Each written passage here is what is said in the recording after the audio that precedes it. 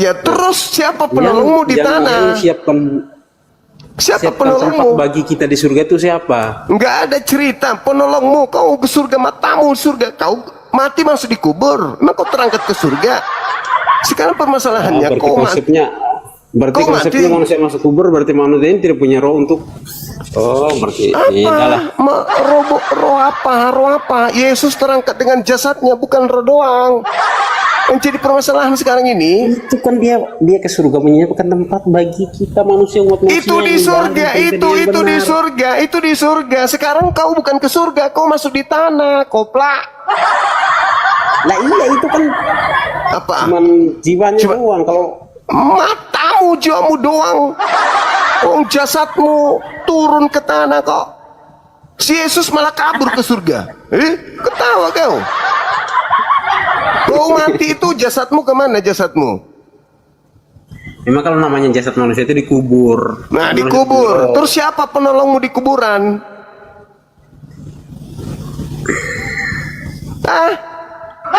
Hei, Yesus salah pergi dia. Lari dia ke langit. Hamba-hambanya turun di tanah, dia kabur ke langit. Jika kita melihat berdasarkan petunjuk Al-Quran dan Sunnah, Islam meyakini secara mutlak bahwa Nabi Isa alaihissalam diangkat oleh Allah Subhanahu wa Ta'ala ke langit utuh bersama jasad dan rohnya. Beliau tidak wafat disalib dan tidak pula terbunuh, melainkan Allah selamatkan dan angkat beliau ke tempat yang tinggi di sisinya. Poin penting yang harus kita tancapkan dalam pemahaman kita adalah kuasa Allah itu maha luas. Bagi Allah Subhanahu wa Ta'ala yang menciptakan alam semesta beserta hukum fisika, mengangkat seorang hambanya secara fisik dan ruh bukanlah hal yang sulit. Sebagaimana peristiwa Isra Mi'raj Nabi Muhammad SAW, peristiwa diangkatnya Nabi Isa alaihissalam adalah bukti mukjizat dan keagungan kekuasaan Allah Subhanahu wa Ta'ala yang melampaui logika manusia. Selain itu, keyakinan ini juga berkaitan erat dengan tanda-tanda akhir zaman. Dalam hadis-hadis yang sahih, dijelaskan bahwa kelak di akhir zaman Nabi Isa alaihissalam akan turun kembali ke bumi tetap dengan jasad dan rohnya untuk menegakkan keadilan, mematahkan salib, dan memimpin umat dengan syariat yang dibawa oleh Rasulullah SAW. Salah dia, salah paket. Coba lihat kami nih, Nabi Muhammad kami itu bertanggung jawab. Begitu umatnya pada meninggal, nabinya juga ada di sana di alam barzah. Ayo. Nah, kamu Nabi menyiapkan tempat baru untukmu ya. sekarang kamu sendiri di mana tempatmu? Kutanya dulu kau. Sudah bang, nanti kan sudah aku bilang dari tadi. Jangan kau menangis. Belum ada orang Kristen mati terbang ke langit, belum ada. Orang Kristen mati membusuk di tanah. Yesus mana? Yesus mana? Yesus mana? Dia asik-asik di atas tidur kok, main HP. Datang kau di tanah di surga. Apa di tanah? Dia di surga. Ayo, kok penolongmu di bawah tanah siapa? Penolongmu siapa di bawah? Juru selamat saya itu ya Yesus, siapa lagi? Juru selamatmu sudah lari, dia jadi juru kabur dia. Nah itu menurut pendapatmu. Itu bukan pendapat. Kutanya dulu samamu. Yesus sekarang di mana? Di surga lah. Di surga. Kau kalau mati kemana? Ya mati kita dikubur, tapi Kena kau kan? Mana Yesusmu? Kenapa dia lari? Kenapa dia kabur? Kenapa jadi pengecut? Masuk ke kubur cuma 3 hari doang. Katanya juru selamat. Dikubur cuma 3 hari doang. Terus hamba-hambanya di bawah siapa yang jagain? Siapa yang kasih kemudian keselamatan? Dia kabur.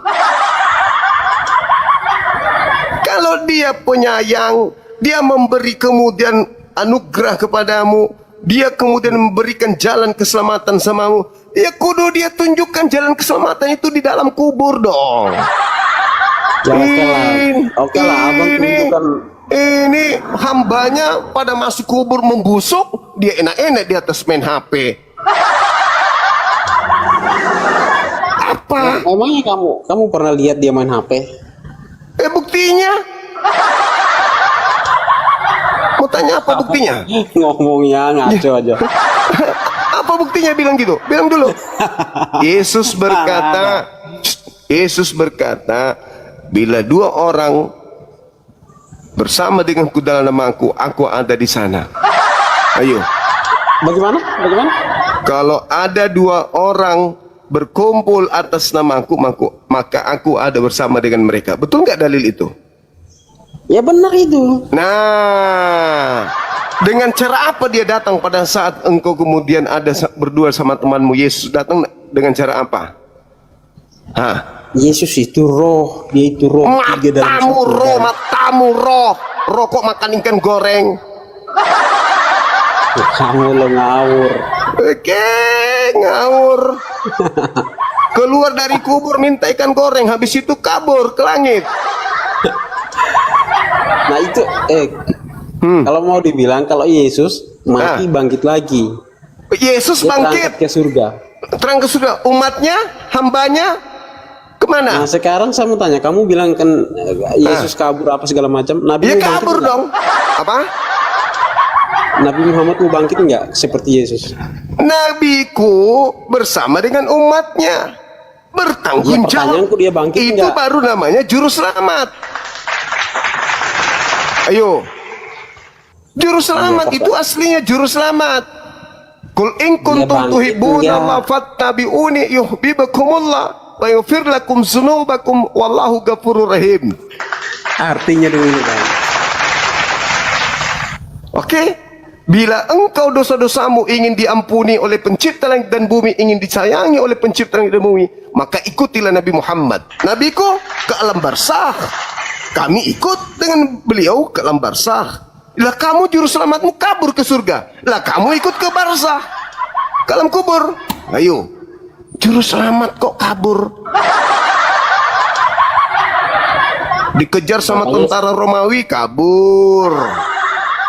Mau ditangkap sama orang-orang Yahudi, kabur.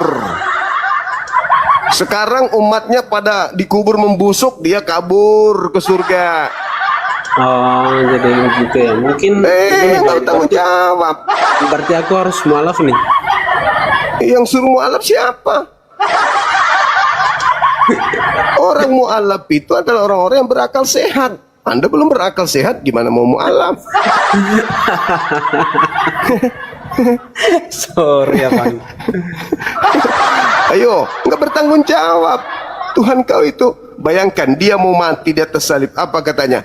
Tuhanku, Tuhanku, mengapa kau tinggalkan aku? Lah, Tuhan, lebih kali. Nabi Muhammad sebelum meninggal dia detik-detik kematiannya, apa seruannya kepada Tuhannya? Wahai Tuhanku, selamatkanlah umatku. Umatku, umatku, ummati. Yesus, Tuhanku, mengapa kau tinggalkan aku? Kau 3 kali. Bukankah aku ini anakmu? Kok kamu tega meninggalkan aku? Tidak ada diingatnya umatnya, nggak ada. Nggak ada diingatnya hamba-hambanya, nggak ada. Coba kerennya nabiku tuh. Sudah malaikat maut datang mau menjemputnya, bukannya dia mengatakan, Tuhan lindungilah aku, jangan kau bunuh aku. Enggak, Tuhanku malah mengatakan, umatku ya Tuhanku, perhatikan umatku ya Tuhanku, selamatkan umatku Berarti ya aku juga keren baru tahu kali. Bang. Aku juga baru tahu bahwa abang itu Tuhannya manusia. Hah? Iya, Saya abang kan Tuhan. bilang Iya. Apa? Muhammad itu kan bilang Tuhan. Nabi Muhammad menjelang kematiannya berseru kepada Tuhannya, wahai Tuhanku, selamatkan umatku, lindungi umatku, perhatikan umatku, jaga umatku. Kamu boleh mengambilku, tapi please jaga umatku, sayangi umatku, lindungi mereka. Itu baru juru selamat. Dan juru selamat kok menjelang kematian, oh Tuhan, mengapa kau tinggalkan aku Tuhan?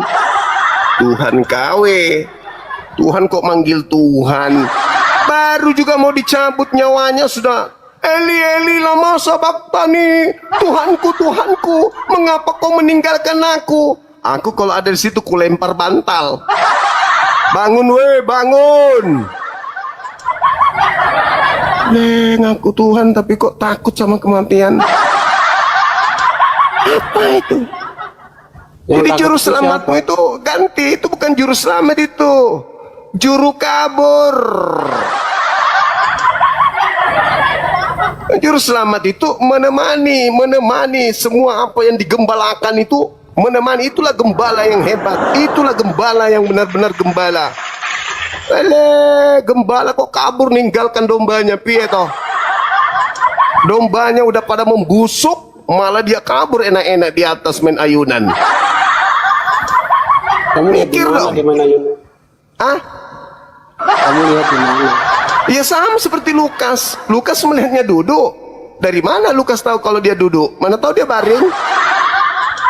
Lalu terlihat surga terbuka, langit terbuka. Lalu Yesus duduk di sebelah kanan Bapa. Tahu dari mana Lukas dia duduk di sebelah kanan Bapa? Emang Bapak bisa dilihat?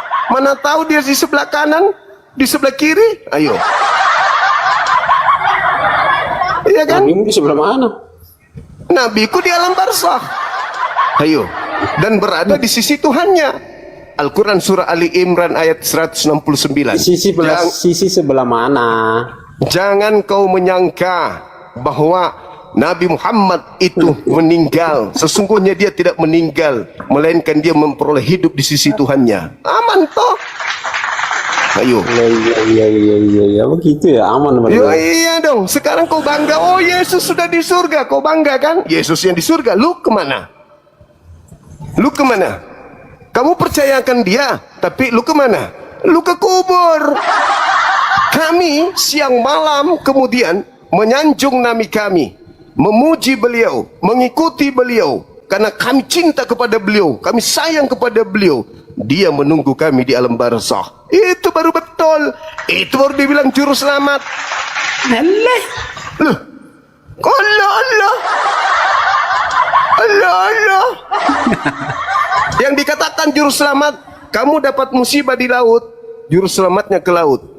Kau dapat musibah di jurang, juru selamatnya ke jurang.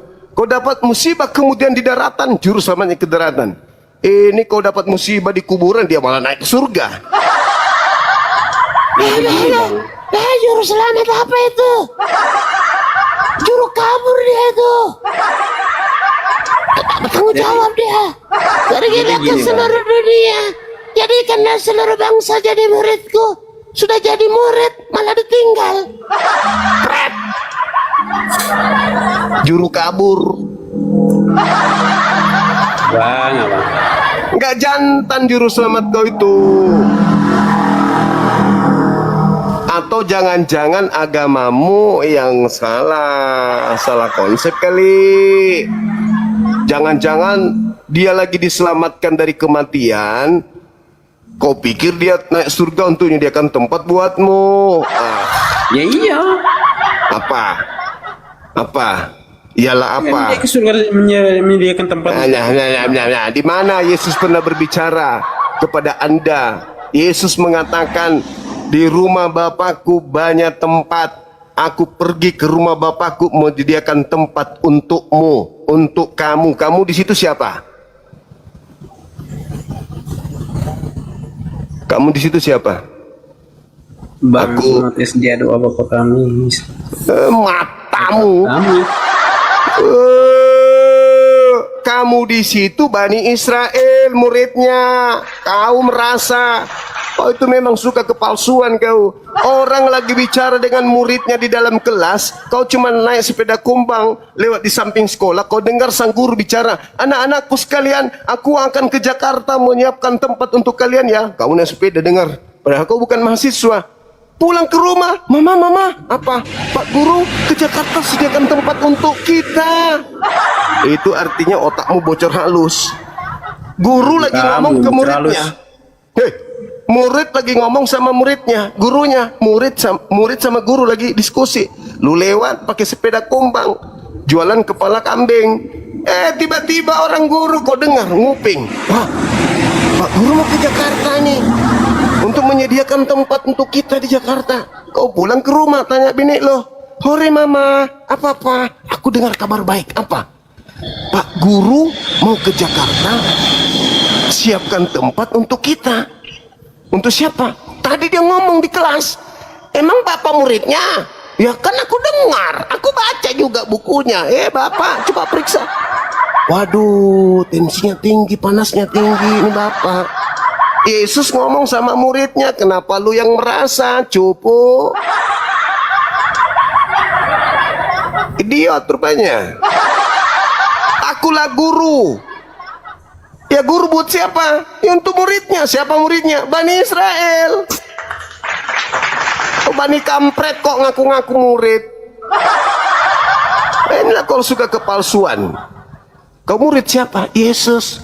Di mana Yesus mengajar untuk orang-orang Kristen? Di mana? Di mana? Hah? Ayo, sekarang siapa juru selamatmu? Nah Yesus lah masuk Yesus ada di surga, tuyul. Di surga ya, ada di surga. Juru selamatmu itu kau masih dikubur. Kau masih dikubur, siapa yang selamatkan kau dikubur? Alam barzakh itu alam kehidupan, bukan alam kematian. Alam kehidupan, di barzakh kita masih hidup. Gak ada kematian itu. Kita cuman pindah alam doang. Kita masih hidup. Nah di sana di mana Yesus? Kau cari di sana di alam barzakh, kau tidak akan temukan Yesus. Siapa juru selamatmu di barzakh? Tidak ada, cuman ular tua yang menemani kau nanti. Ya sampai itu terbalik bang. Kok terbalik? Nabiku ada di alam barzakh. Udah menunggu Iya, kami di siapa sana. tahu. Udah menunggu kami di sana. Lah kamu yang nunggu kamu di alam barzakh siapa? Lalu Yesus naik ke langit. Siapa yang nunggu kau di alam barzakh? Begitu kau masuk kubur, yang kau temui siapa di sana? Hah? Hei, Tuhanku lah. Tuhanmu siapa?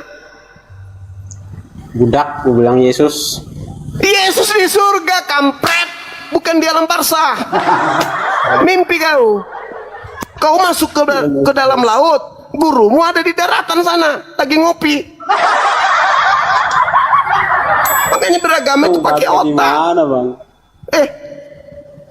Lu. Kau sendiri yang mengatakan Yesus ke surga. Terus besok Ya. kau meninggal.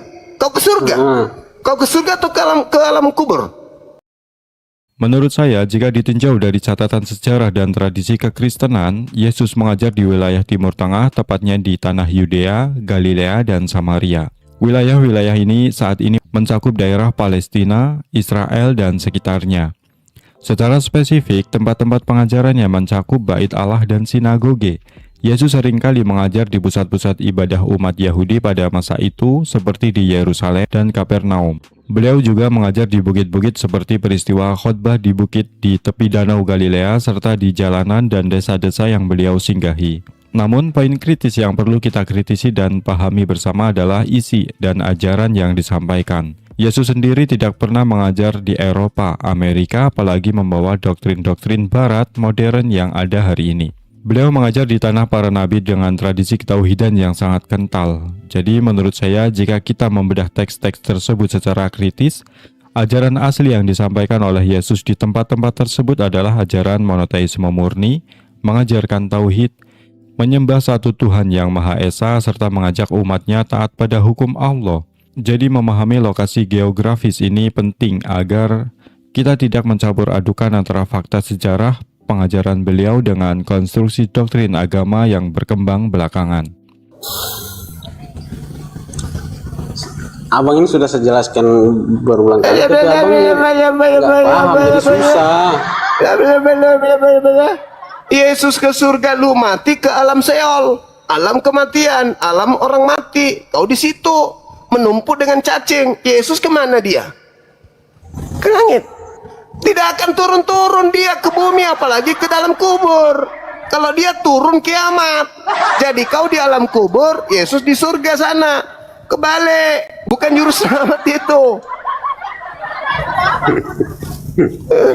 Yesus juru selamat saya. Nenekmu, kalau dia juru selamatmu, dia ada di kubur terus sampai sekarang. Ngantri nulis namamu. Ditulis. Siapa yang belum datang?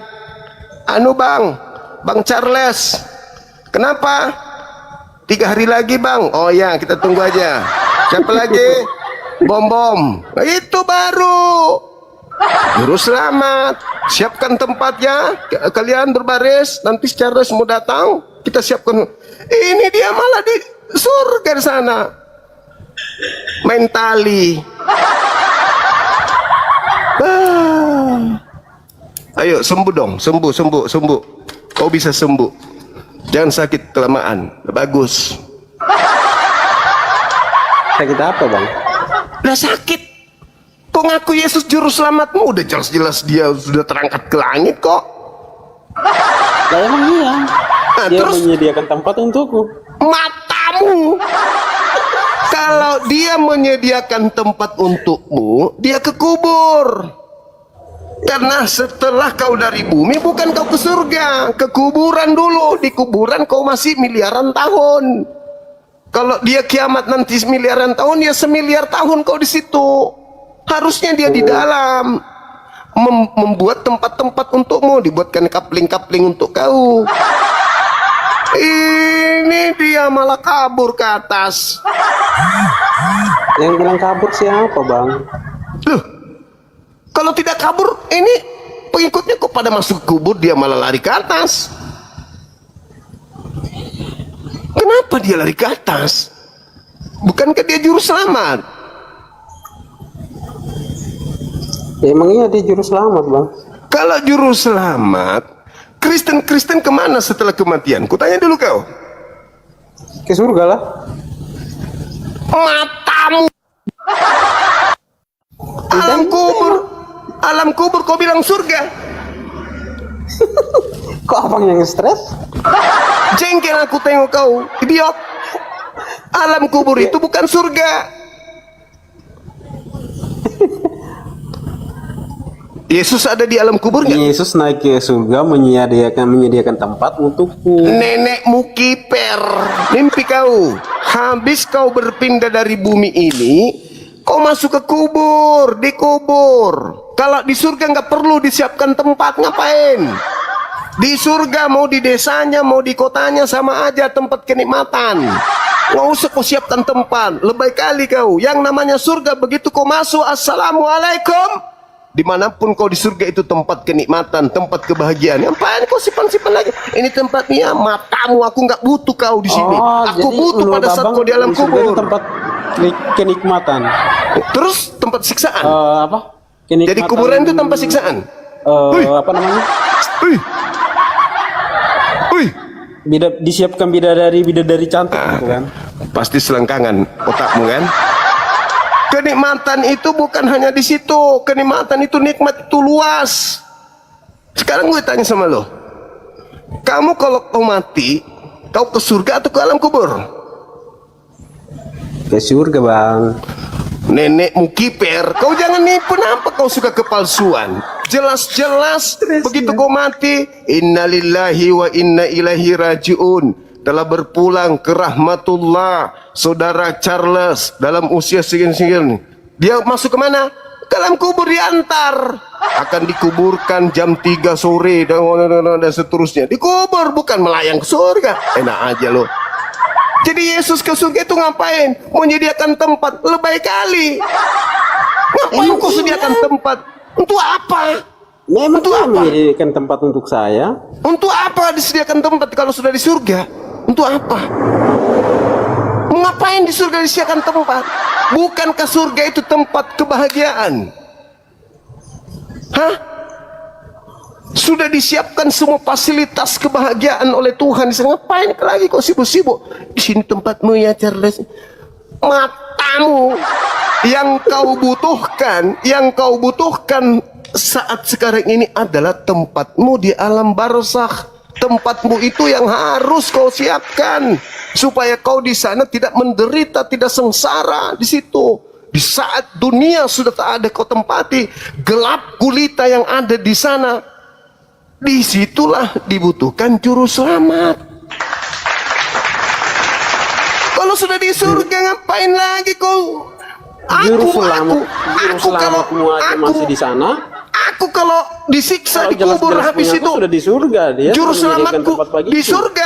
di surga dia happy terus, dikubur tersiksa. Pukul juga nanti emosi, kepalamu. Bang. Jangan emosi bang, besok tensi dulu ya bang. Besok tensi dulu bang. Enggak, biasa aja itu. Jadi yang dikatakan juru selamat itu adalah di mana kemungkinan pengikutnya akan mendapatkan kesengsaraan, di situ siap siaga dirinya untuk menjaga supaya umatnya jangan pernah tersakiti, jangan pernah kemudian tersentuh hal-hal yang tidak baik. Menjaga itu baru juru selamat. Selamat pengikutnya dari segala sesuatu yang membahayakan, yang mencelakakan, yang merusak. Nih baru juru selamat. Apa kata nabiku?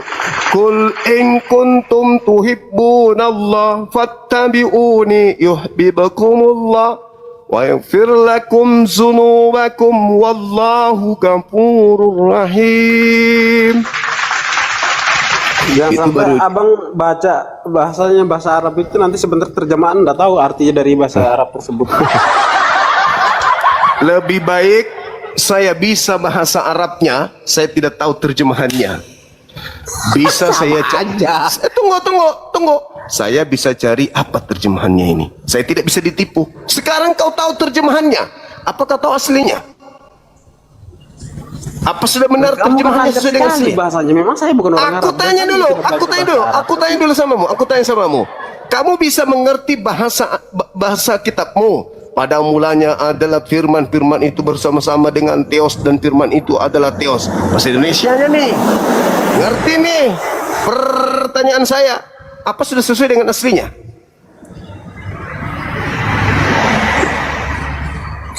Memang saya mengerti Bingung. karena tulisannya bahasanya saya. Bingung kau kan? Kau tidak tahu aslinya kitabmu. Apa bunyinya di aslinya, kau bingung kan? Kau bisa ditipu siapapun, iya kan? Kalau kami umat Islam nggak bisa ditipu. Begitu kami baca ayat suci Quran, bisa kami tahu artinya. Apa arti dari ayat ini? Kami disediakan aslinya. Aslinya tinggal kami cari artinya. Lah kamu cuma artinya doang. masih cari. Aslinya apa? Aslinya kau bisa temukan aslinya kitabmu. Ah, Aku kira kamu baca itu bisa pahami juga. enggak, aku tanya dulu. Kau cuma terjemahan. Tapi kau tidak tahu aslinya gimana. Apakah sudah sesuai dengan aslinya? Kau nggak tahu kan? Nggak tahu. Iman buta, asal percaya doang. Ini PR Daripada sampean. Kenapa? Habis bacanya Kenapa? bahasa Arab, Ya, kan tinggal aku artinya, cari. Ditanya artinya nggak tahu. tinggal ku cari. Gampang Google. kok.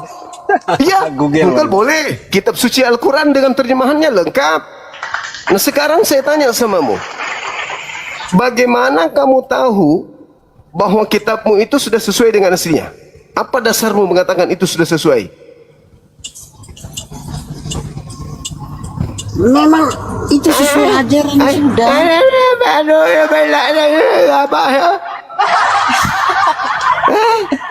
Tensi besok ya bang.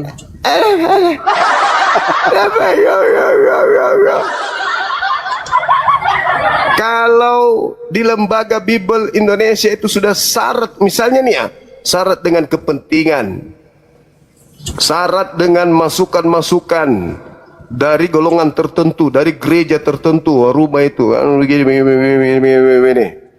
kamu bisa jamin itu tidak terjadi. Jangankan yang kayak begitu, anak Maria yang jelas-jelas manusia aja bisa mereka rubah menjadi Tuhan.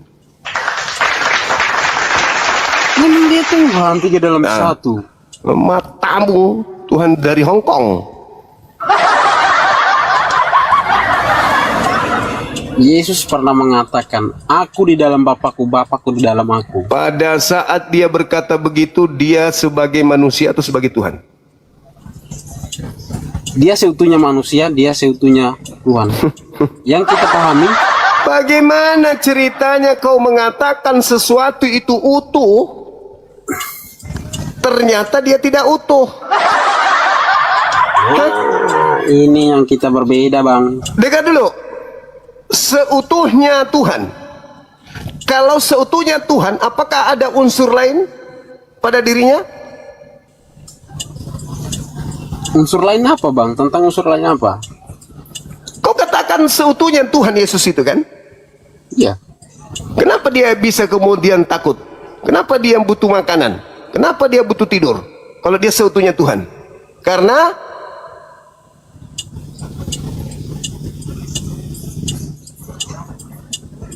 apa? Kenapa dia bisa ngantuk? Kenapa dia bisa tidur? Kenapa dia bisa makan? Ini yang sudah aku bilang dari tadi. Apa? Apa? Apa? Dia 3 dalam 1. Dia Matamu jadi manusia. tadi seutuhnya Tuhan. Tadi seutuhnya Tuhan kan? Aku di dalam Bapakku. Tadi seutuhnya.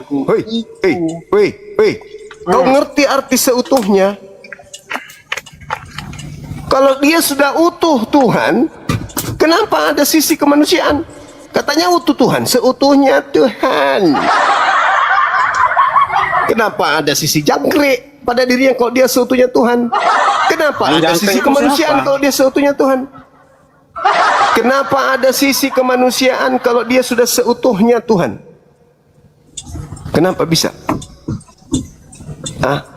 Jawab aja, Bang. Bang Suma, agama saya memang tidak bisa ditelaah pakai akal. Karena agama saya tidak masuk akal. Lah gimana mau masuk surga kalau begitu? Masuk akal aja kagak. Sebaliknya yang tidak masuk akal, Bang. Coba saya kasih tanya kau. Ini seutuhnya pisang dan seutuhnya boneka. Masuk di otakmu itu. Halo saudara Charles, ini seutuhnya boneka lu dari karet. Itu boneka, saya tidak bisa menyebut bahwa itu Tuhan. Tapi ini apalagi Tuhan, ini aja gak bisa apalagi Tuhan. Ini seutuhnya Tuhan. Ini seutuhnya boneka karet dan seutuhnya pisang. Masuk di otakmu enggak? Masuk di otakmu enggak ini? Ini konsepnya berbeda sudah. Kutanya dulu kau. Masuk di otakmu enggak? Ini seutuhnya boneka dan seutuhnya pisang. Masuk di otakmu enggak? Enggak kan? Saya tidak menyebut itu seutuhnya pisang, seutuhnya. Itu yang maksud saya yang mengajari kau nih. Ku ajari kau sekarang doktrin pembodohan. Kau terima enggak? Hai saudaraku Saudaraku Charles, sudah percaya dengan saya enggak tanya kepercayaanmu. Saya tidak tanya kepercayaanmu. Saya mendoktrin kamu. Wahai saudaraku Charles, ini adalah boneka seutuhnya dan pisang seutuhnya. Harus kau percaya. Tidak boleh tidak. Tidak mungkin lah kalau saya mempercayai hal-hal yang seperti Anda maksud itu tidak mungkin. Apalagi saya, cupu. Ini aja seutuhnya manusia, seutuhnya pisang, seutuhnya boneka. Aku nggak percaya.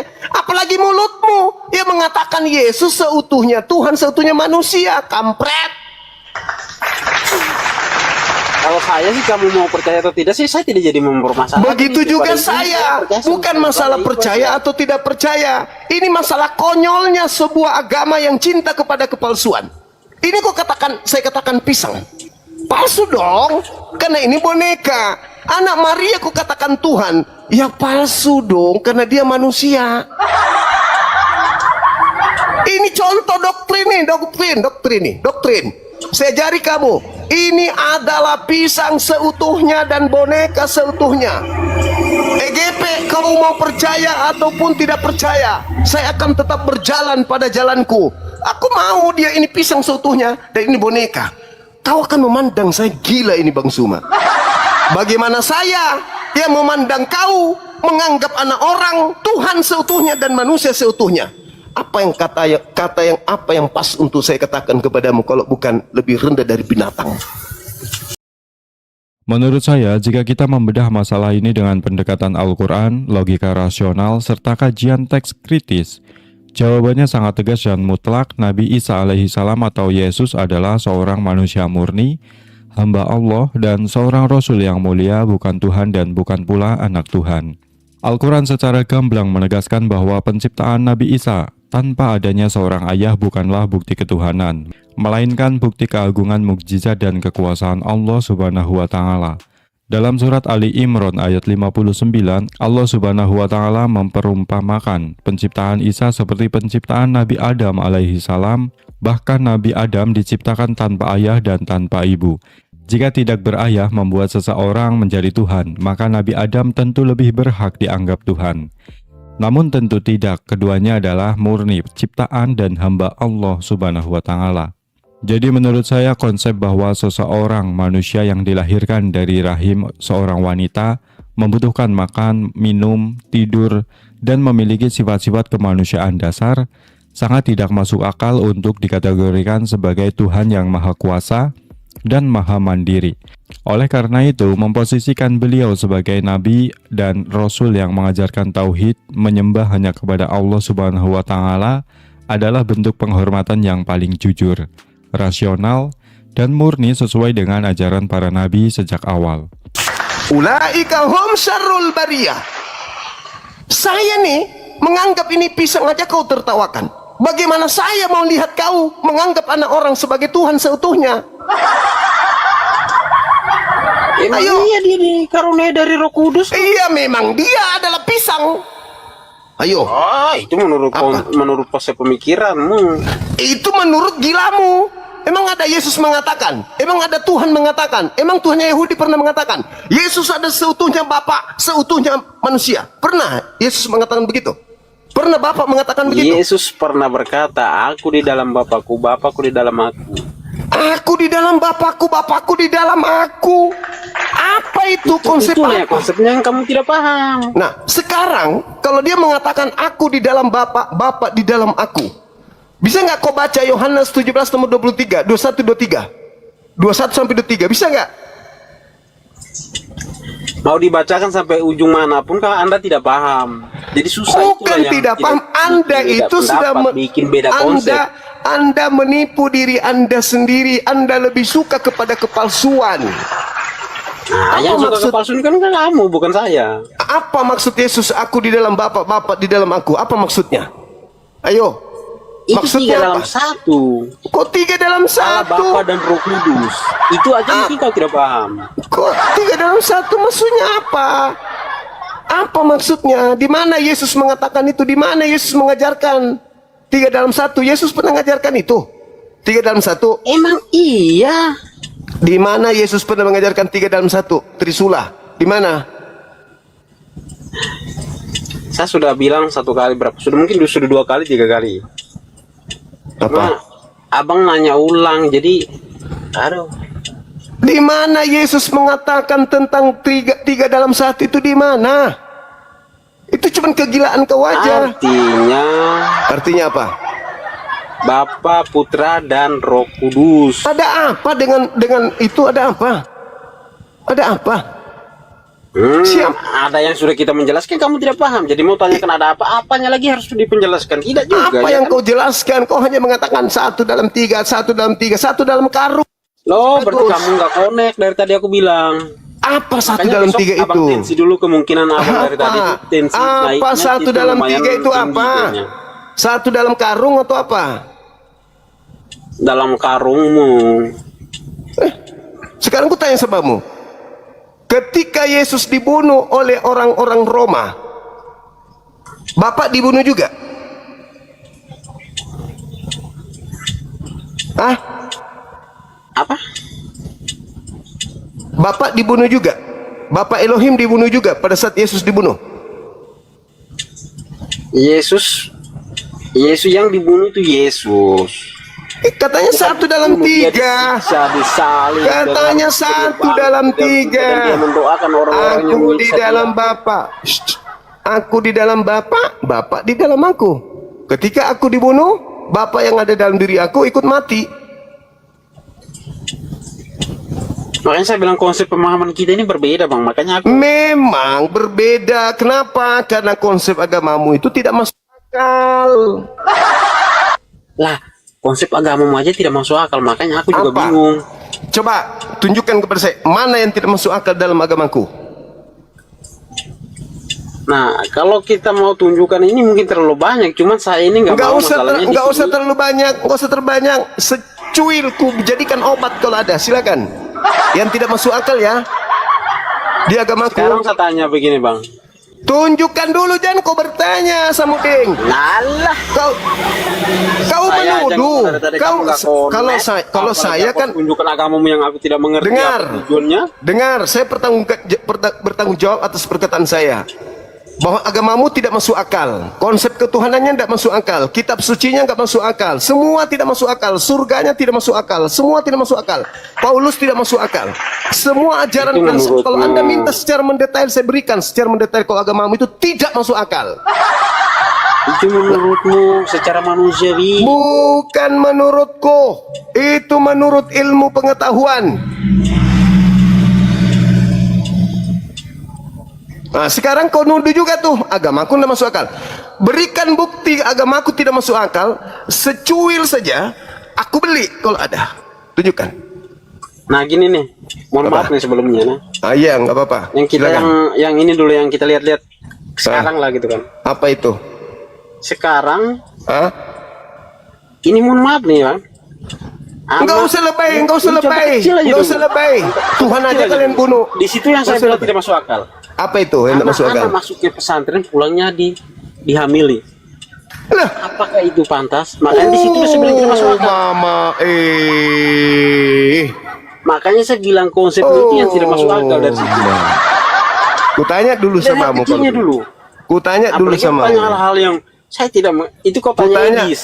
Kutanya dulu samamu ya. Di dalam Bilangan 31 nomor 40, Yesus minta jatah anak kecil yang masih perawan 32 anak kecil.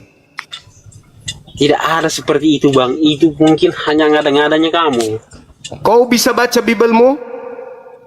Tidak ada dalam Bibelku begitu. Tidak ada, itu hanya ngada-ngadanya kamu. Bilangan 31 nomor 40.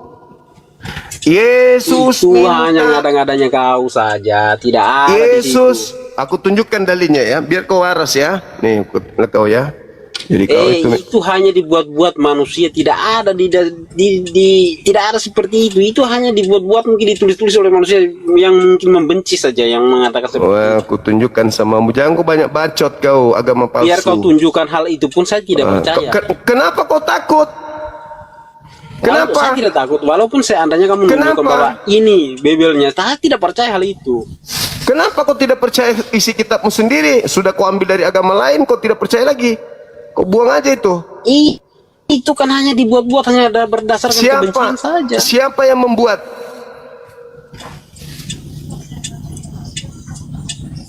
Mungkin manusia yang berdengki hati kepada Kenapa bisa kau makanya dia tuduh membuat kitabmu seperti sendiri itu. nih? Mungkin mengadakan seperti itu. Nih, Termasuk Anda.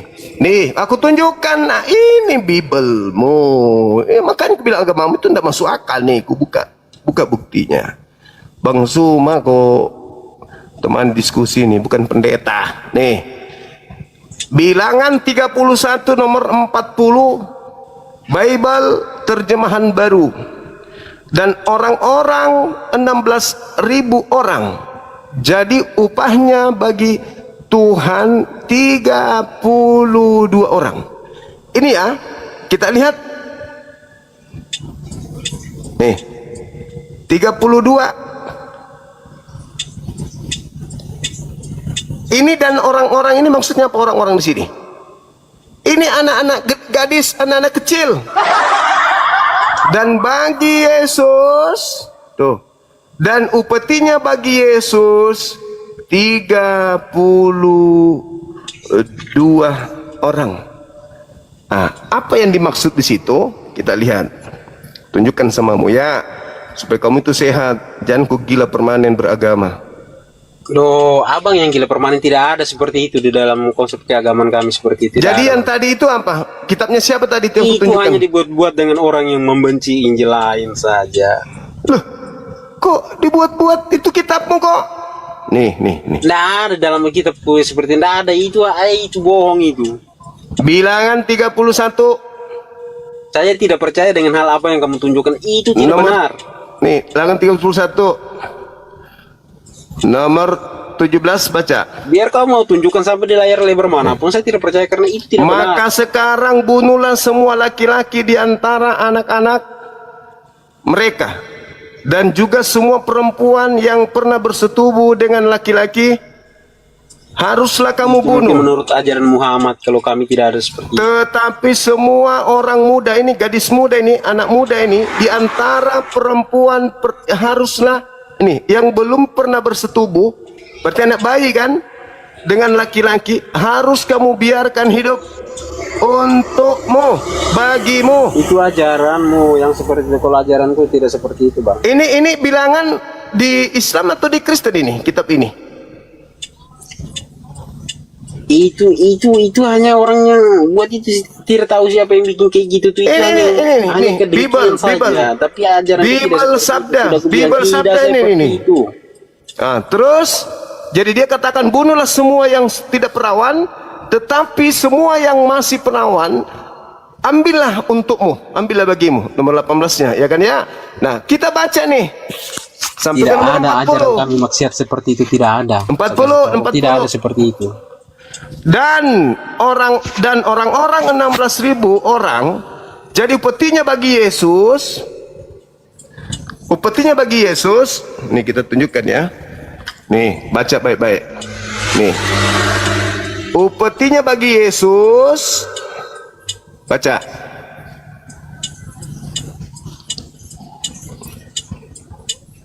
Upetinya bagi T tambah U, H tambah A tambah N. Bacanya Yesus. Saya ulang lagi. Kita ulang lagi. T tambah U, Itu H hanya tambah A tambah N. jadi buatan oleh manusia itu. Saya tidak percaya Bacanya, dengan itu. Itu hanya orang iri dengki yang membuat seperti itu. Yesus. Tapi ajaran tidak seperti itu. Jadi berapa sorry, Bang, jatah saya tidak akan gadis ikut apa yang perawan kamu- untuk Saya Yesus? tidak akan terkonek dengan apa yang ini. Saya tidak terpengaruh dengan hal-hal seperti itu. Saya tidak mau. 60 atau berapa nih jatah untuk Yesus nih? Hei, Saya tidak terpengaruh dengan hal-hal Hey. itu hanya karena iri dengki saja. Hey. Makanya dibuat-buat kayak dan gitu. orang-orang 16.000 orang jadi upetinya bagi Yesus. Alah, itu barangkali ajaran. Upetinya Ajaran bagi tidak seperti itu, Yesus.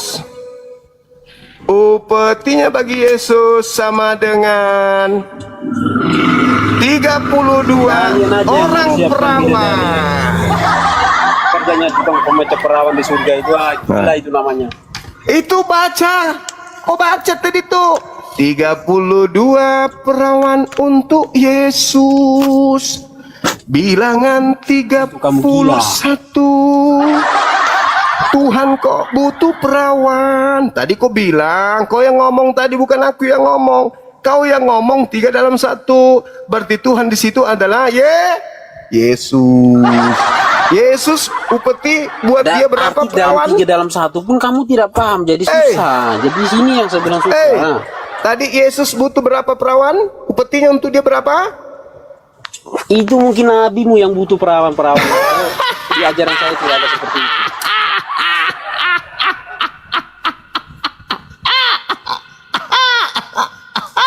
Tuhan butuh perawan. Tidak seperti itu. Kamu tidak seperti itu, Abang. Tidak seperti ajaranmu. Mohon maaf.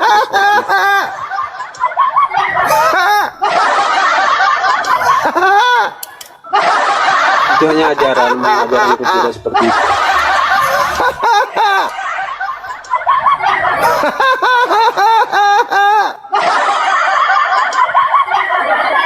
Yesus butuh perawan. Hah?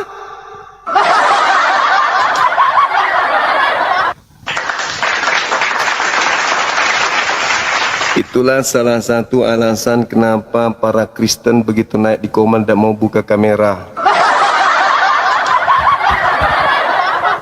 Takut dipermalukan oleh kitabnya sendiri.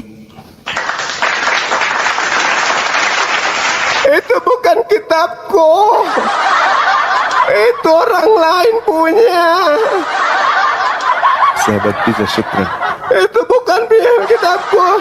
Itu dibuat-buat. Itu bukan punya Kristen. Ya memang bukan punyamu, itu kitabnya Yahudi. Deh. Berasa aja lo. Halo, semangat malam. Halo? Ya. Katolik Protestan. Oh, saya Katolik. Boleh buka kamera, silakan abang, silakan. Oh, bisa nih buka kamera ya? Iya boleh dong.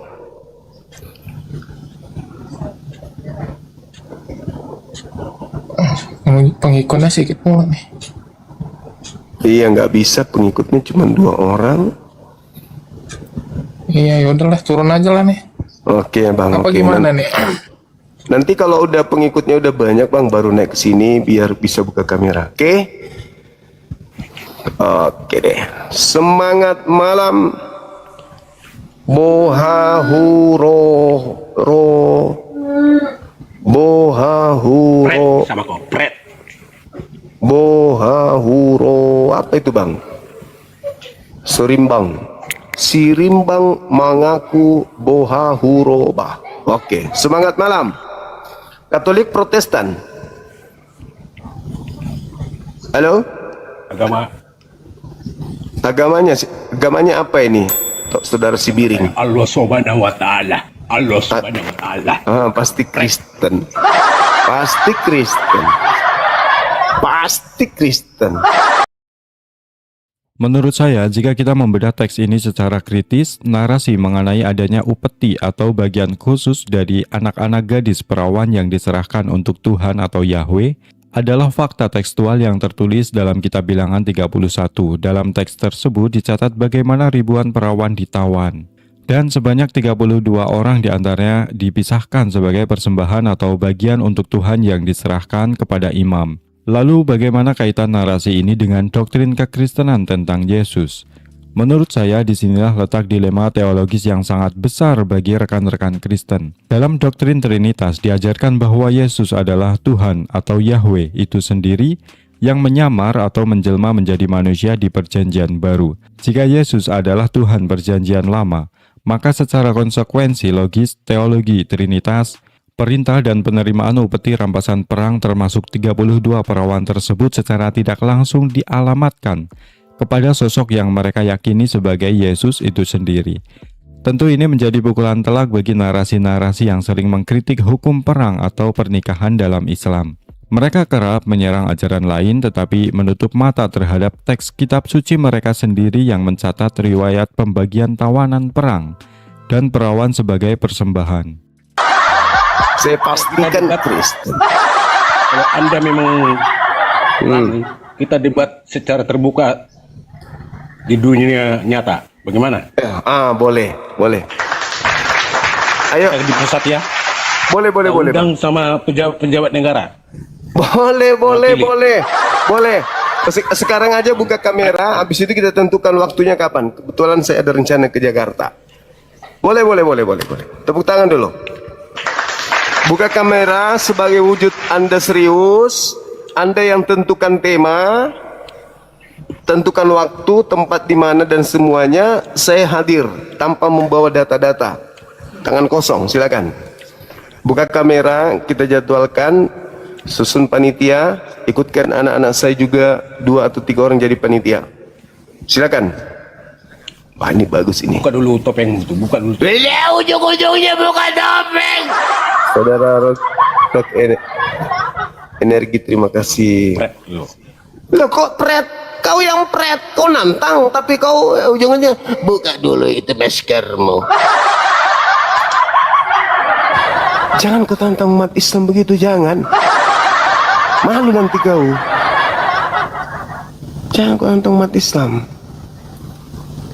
Udah ilmu apa kau mau hadapi kami? Ilmu apa? Kau ngerti Bibelmu aja tidak? Jelas-jelas Yesus manusia aja kau bilang Tuhan. Gimana menghadapi kami?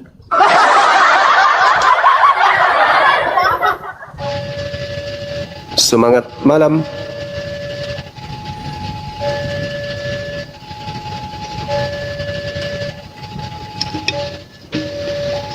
Selamat malam Bang Juma. Malam juga bang. Katolik Protestan apa begini? Saya Protestan Bang Juma. Wah keren. Salam Ini baru laki-laki kan gitu dong. Jangan kayak yang Salam lain itu. kenal.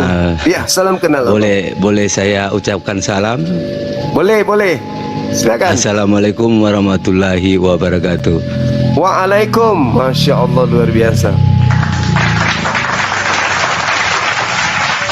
Ya. Jadi begini Bang Juma, Siap. saya mohon izin di sini saya tidak bermaksud menyalahkan siapapun. Dan saya tidak bilang saya yang benar, karena kebenaran itu hanya milik Tuhan semesta alam. Kalau bahasanya kita Islam, milik Allah Subhanahu wa Ta'ala. Mohon maaf, saya tidak maksud meledek, tapi menurut bahasa orang Arab begitu. Ya, Iya. saya pribadi menghargai semua agama. Menurut saya pribadi, semua agama itu benar.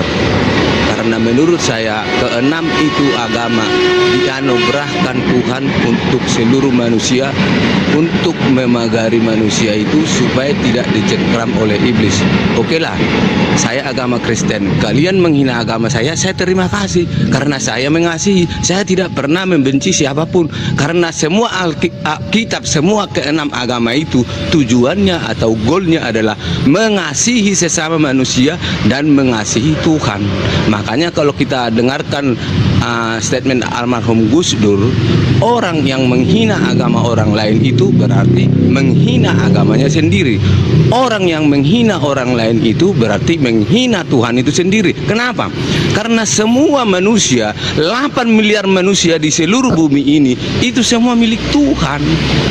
Dan semua roh yang ada pada manusia itu adalah milik, berasal dari satu sumber, yaitu dari Tuhan. Kita semua saudara. Tergantung, kalau Bapak agamanya begitu silakan, agama kami begini silakan. Saya tidak pernah menyalahkan agama siapapun, dan saya tidak bilang saya yang benar, karena kebenaran itu hanya milik Allah Subhanahu wa Ta'ala. Takbir, Allahu Akbar, takbir, Allahu Akbar, takbir, Allahu Akbar. Itu saya menghargai, bukan meledek Pak Jungga ya. Karena saya menganggap agama itu semua benar. Saya tidak pernah menyalahkan agama siapapun, karena saya mengasihi semua orang, karena semua orang ini milik Tuhan, dan semua rohnya itu berasal dari satu sumber. Begitu Pak Juma, terima kasih. Oke. Luar biasa ya. Luar biasa, bagus.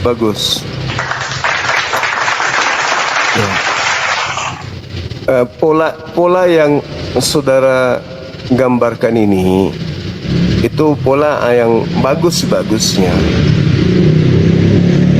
Tapi kalau dalam pandangan Islam itu artinya kita ingkar terhadap keberadaan kejahatan, sisi kejahatan yang ada. Memang kita ini ciptaan Tuhan. Roh yang ada pada diri kita ini adalah roh yang berasal dari Tuhan.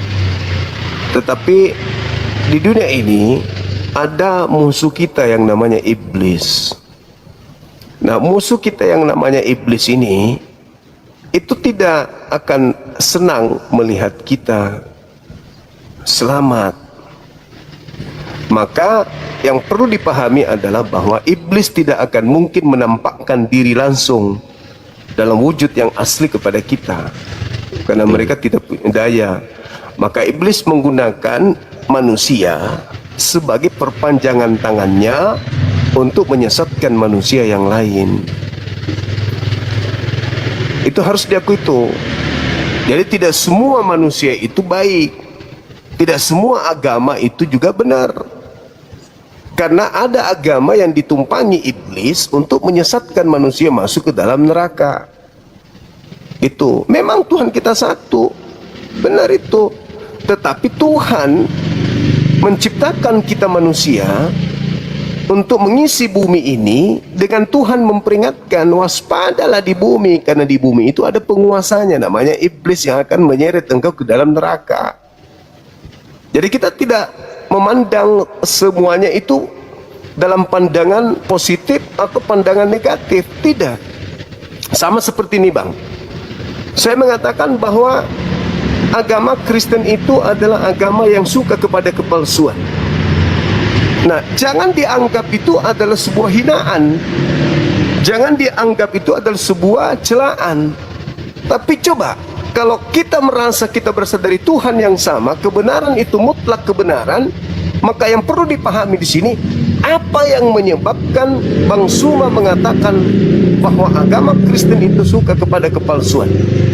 Ya, diteliti, ditelaah, apakah itu sesuai dengan fakta atau tidak.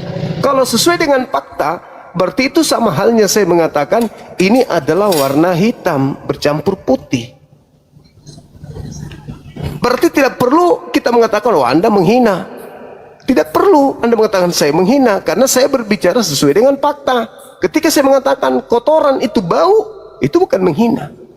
Merah itu merah, hitam itu hitam, itu bukan menghina. Tapi saya mengatakan sesuatu sesuai dengan kadarnya. Contoh, kenapa saya mengatakan cinta kepada kepalsuan? Udah jelas-jelas Yesus manusia, tapi dibilang Tuhan. Otak mana yang mau ditipu coba? Kalau bukan karena doktrin doang, kan begitu. Jadi kalau dikatakan ini adalah sendal, itu adalah kebodohan, itu adalah pembodohan. Dan kalau diyakini ini adalah sendal, maka orang itu tidak waras. Nah, itulah yang saya katakan, bahwa ketika kita melakukan pendekatan agama, hubungannya dengan akal sehat dan pewahyuan, maka tidak semua agama itu benar. Mungkin mengajarkan kebaikan, mungkin, tapi baik belum tentu benar. Itu Bang. Jadi kalau Anda mengatakan semua agama sama, semua agama itu baik, ya, semua agama mengajarkan orang menjadi baik. Tapi iblis pun datang dengan tujuan mengelabui dengan berpakaian baik. Dan setan Bang tidak pernah marah kalau dibilang setan, hei setan, tidak pernah marah setan itu. Artinya kejahatan menurut setan itu adalah sebuah kebaikan. Nah, jadi kalau ada orang memandang semuanya baik, hati-hati, hati-hati juga. Semuanya baik, hati-hati. Menyembah kepada yang bukan Tuhan dibilang baik, ya itu hati-hati tuh.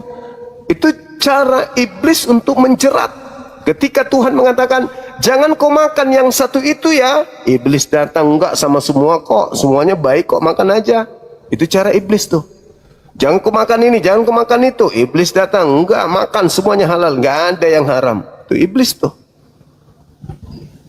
Itu Bang, jadi kita tidak bisa karena kita ingin kedamaian maka kita mengatakan semuanya baik, agama semuanya baik. Sampai kita membiarkan aja orang, itu berarti kita jahat. Contoh nih, ketika Yesus mengatakan, konon Yesus berkata di dalam Markus 16 nomor 16 sampai nomor 20 atau 16-nya aja, beritakanlah Bible kepada seluruh makhluk,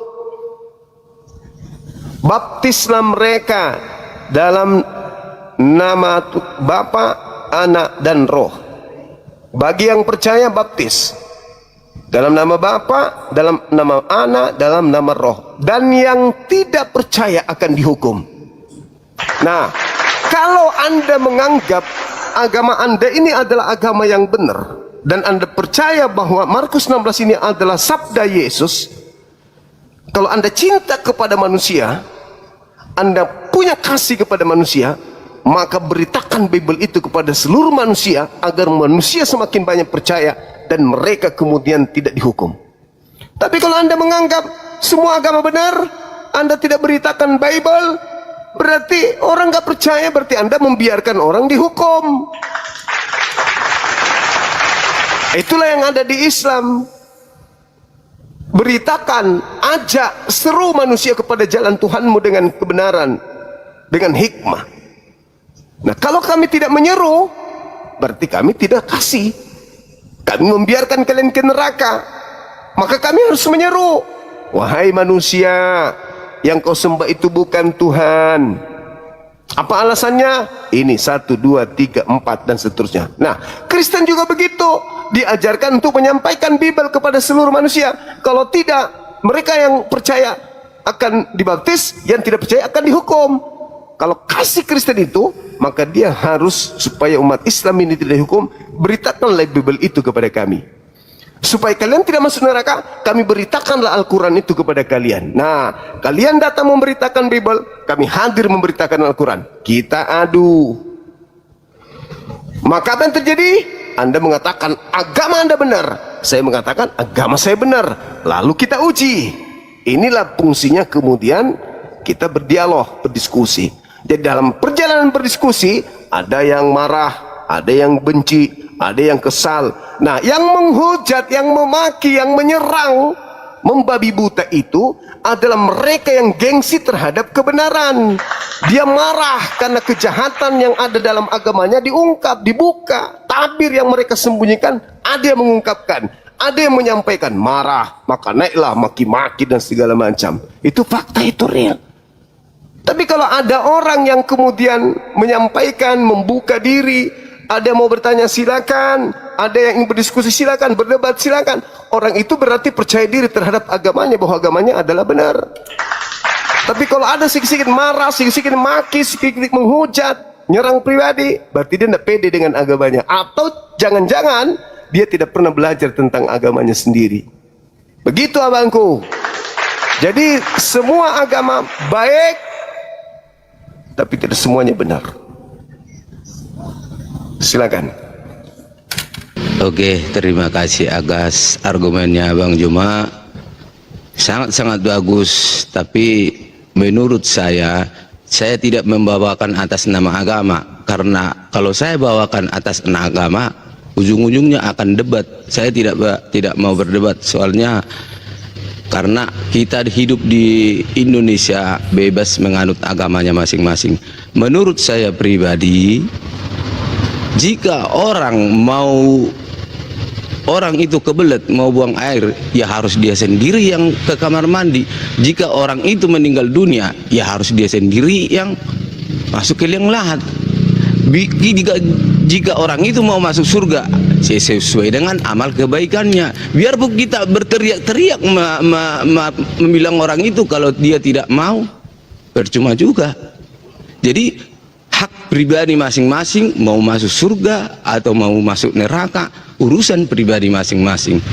Bagus Bang Juma mengungkapkan seperti itu, saya bilang bagus. Cuman percuma kita bilang kalau orangnya nggak mau dengar. Percuma kita debat karena tidak ada titik temunya, karena saling mengakui agamanya yang benar. Makanya saya bilang saya tidak pernah menyalahkan agama siapapun, dan saya tidak bilang agama saya yang benar, saya pribadi. Tetapi saya hanya percaya kepada Tuhan. Kalau menurut agama Islam, Allah Subhanahu wa Ta'ala, menurut saya pribadi itu satu. Cuman pemahaman orang-orang tiap agama berbeda-beda. Kenapa harus 6 agama? Sama seperti rumah, kalau cuman dikasih satu tiang nggak bakalan jadi pagar. Tapi kalau dikasih 6 agama, itulah memagari umat manusia dari cengkeraman iblis. Kenapa boleh kita lihat gitar, kenapa senarnya 6? Beda-beda semua, nggak ada yang sama, untuk menghasilkan bunyi yang indah. Begitu juga agama, Tuhan anugerahkan agama untuk menghasilkan pujian yang indah bagi Tuhan. Menurut saya tidak bilang, dan saya tidak pernah menyalahkan agama siapapun, dan saya tidak bilang saya orang benar, karena kebenaran hanya milik Allah Subhanahu wa Ta'ala. Takbir, Allahu Akbar, takbir, Allahu Akbar, takbir, Allahu Akbar. Terima kasih. Ya, baik. Yang Anda sampaikan itu tidak keliru. Yang Anda sampaikan itu baik. Jika kita membedah secara logis dan berdasarkan kebenaran syariat, narasi tersebut adalah kedok atau penyamaan yang keliru. Memang benar jika dilihat dari sudut pandang etika sosial atau nilai kebaikan umum, seperti melarang mencuri, mengajarkan kasih sayang, dan berbuat baik kepada sesama. Hampir semua agama mengajarkan hal tersebut. Dalam konteks toleransi dan kehidupan berbangsa, kita tentu saling menghormati. Namun ketika kita berbicara tentang kebenaran pondasi teologi dan konsep ketuhanan, agama-agama tidak mungkin semuanya sama-sama benar. Mengapa? Karena ajaran inti mereka saling bertentangan. Ada agama yang meyakini Tuhan itu satu, Ada yang meyakini Tuhan itu 3 dan ada yang meyakini Tuhan berwujud patung. Dan ada yang meyakini tidak ada Tuhan. Secara hukum logika, dua hal yang bertolak belakang tidak bisa sama-sama benar dalam waktu yang bersamaan. Menurut saya, Islam secara tegas menyatakan bahwa kebenaran mutlak yang diridhoi di sisi Allah hanyalah Islam. Kita tidak boleh menukar akidah demi menyenangkan pemikiran manusia. Jadi kesimpulannya menurut saya untuk urusan muamalah dan toleransi sosial, mari kita berbuat baik kepada siapa saja. Tetapi untuk urusan akidah, jangan biarkan benteng keimanan kita digerus oleh narasi semu bahwa semua agama itu sama. Tapi kita ini kan dibekali akal, Bung. Seperti tiang, Anda katakan tiang 6 sebagai penyangga kemudian rumah. Ya, itu pandangan Anda sebagai orang yang memiliki akal, memandang tiang rumah, kan gitu. Tapi sekarang ini tiang rumah itu tidak bisa berpindah ke sudut yang lain. Ketika sudut di mana dia berdiri di situ sudah digerogoti oleh aneh-aneh, dia nggak bisa pindah kepada tempat yang lain. Berbeda dengan kita manusia yang berakal ini. Ketika kita tahu bahwa kita berdiri di tempat yang tidak benar, maka kita harus berpindah dari sana mencari tempat atau kubu yang benar. Jangan mati di dalam ketidakbenaran. Makanya ketika Anda mengatakan agama saudara benar, saya juga mengatakan agama saya benar. Lalu apa yang benar-benar benar? Dari antara agama ini kita berbicara mengenai perspektif agama. Maka yang harus kita lihat di sini tolak ukurnya adalah akal. Mana di antara dua agama ini yang akalnya kena, mana yang cuman akal-akalan doang. Karena Tuhan menciptakan akal dan Tuhan yang mewahyukan kemudian kitab suci yang berupa firman-Nya, maka yang benar-benar firman Tuhan itu adalah yang klop dengan akal. Tidak mungkin Tuhan menciptakan akal lalu menciptakan manual book yang bertentangan dengan akal itu sendiri. Maka ketika ada kitab suci yang bertentangan dengan akal kita, sampai kita harus mengatakan Tuhan itu tidak bisa diakal-akali, kita tidak bisa menyelami Tuhan, itu kau tidak paham karena kau tidak punya Roh Kudus. Artinya kita sedang menutupi kelemahan kitab kita, agama kita dengan ungkapan-ungkapan seperti itu. Kenapa? Karena sudah tidak masuk akal.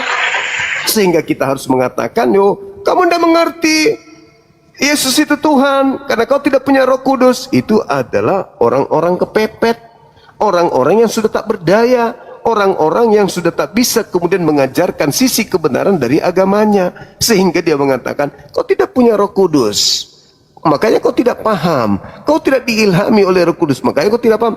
Bukan tidak diilhami, memang agamamu irasional, tidak masuk akal. Mau kayak mana? Memang tidak masuk akal. Tuhan turun ke bumi jadi bayi. Oh, kamu tidak bisa, kamu jangan membatasi Tuhan. Ente yang membatasi Tuhan menjadi bayi. Setelah jadi bayi dia nggak bisa ngapa-ngapain. Kami nggak membuat Tuhan menjadi bayi. Kami tidak memahami mengimani Tuhan jadi bayi. Sehingga kami tidak membatasi Tuhan. Ya ente yang membatasi Tuhan, kok kami yang dituduh. Oh kamu yang membatasi Bang Suma, karena kau mengatakan Tuhan tidak bisa jadi manusia. Loh, dengan dia menjadi manusia, Anda telah mengurung Tuhan dalam unsur kemanusiaan. Anda yang mengurungnya. Sehingga dia ngantuk, dia tidur, dia lapar, dia ketakutan. Coba Anda tidak mengurung Tuhan itu menjadi manusia. Bagaimana caranya? Kamu yakini Tuhan Maha Pencipta menciptakan manusia lahir tanpa ayah. Bukan Anda mengurung Tuhan, bukan Anda membatasi Tuhan, justru Anda mendudukkan Tuhan pada porsinya. Jadi ketika ada yang turun ke bumi menjadi bayi lahir tanpa ayah, itu bukan Tuhan, tetapi utusan Tuhan yang diberi kemudian kepada Bani Israel sebagai pembawa kabar gembira untuk mereka. Itu tidak membatasi Tuhan jadinya. Tapi kalau Anda mengatakan Tuhan turun menjadi bayi, kau yang membatasi Tuhan itu sendiri, bukan aku. Kenapa kau batasi Tuhanmu? Tuhan itu tidak terbatas oleh ruang dan waktu. tapi dia menjadi daging. Itu makanya kau batasi. Harusnya Tuhan Maha Mencipta. Apa susahnya bagi Tuhan menciptakan setetes air mani, lalu diletakkan kemudian air mani itu di rahim Maria,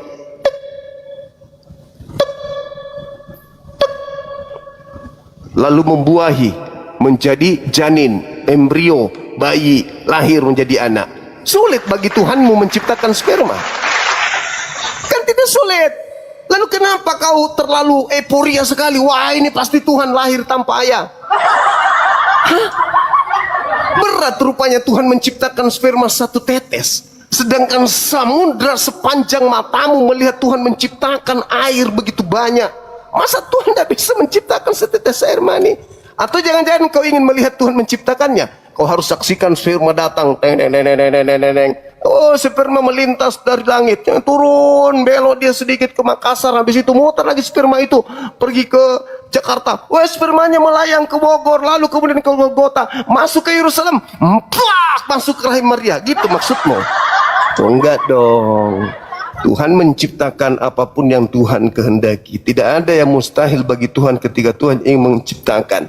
Dengan menciptakan kun, jadilah kau sperma, masuklah ke dalam rahimnya Maria, ketepak, hamil. Biiznillah, dengan izin Allah. Gak ada yang tidak. Oh, ini malah, ini tidak ada bapaknya, Tuhan dia. Aduh, gimana agama kok begini kali.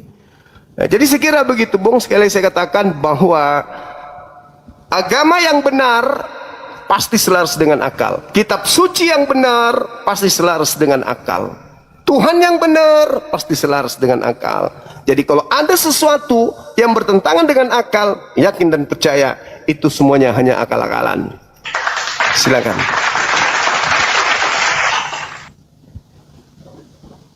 Oke, terima kasih Bang Juma, sangat luar biasa. Cuman yang saya bilang tadi, keyakinan dan kepercayaan yang dipaksakan jadi kebenaran akan menimbulkan keonaran. Makanya di dalam kita bernegara Indonesia bebas menganut agamanya masing-masing dan dikatakan untuk kerukunan beragama. Jika Bang Juma percaya agama A, silakan. Saya percaya agama B, silakan, hak pribadi masing-masing. Saya tidak pernah menyalahkan agama siapapun dan saya tidak bilang saya yang benar, karena kebenaran hanya milik Allah Subhanahu wa taala. Jika orang itu benar-benar beragama dan benar-benar mengenal Tuhan, dia tidak akan pernah menyalahkan agama orang lain. Dia tidak akan pernah menghina agama orang lain. Karena apa? Di saat orang itu hatinya bersih, tidak ada iri hati, kesombongan, akar pahit, dan hal-hal negatif lainnya, di saat itulah roh manusia itu terhubung dengan Tuhan. Dia akan mengenal Tuhan dan Tuhan akan mengenal dia. Terima kasih. Oke, baik. Saya teringat bagaimana Bible menceritakan Yesus mengobrak-abrik kemudian meja pedagang di depan rumah bait suci. Dan saya teringat ungkapan Yesus yang memaki-maki orang-orang Yahudi. Celakalah engkau wahai ular-ular, wahai ular beludak.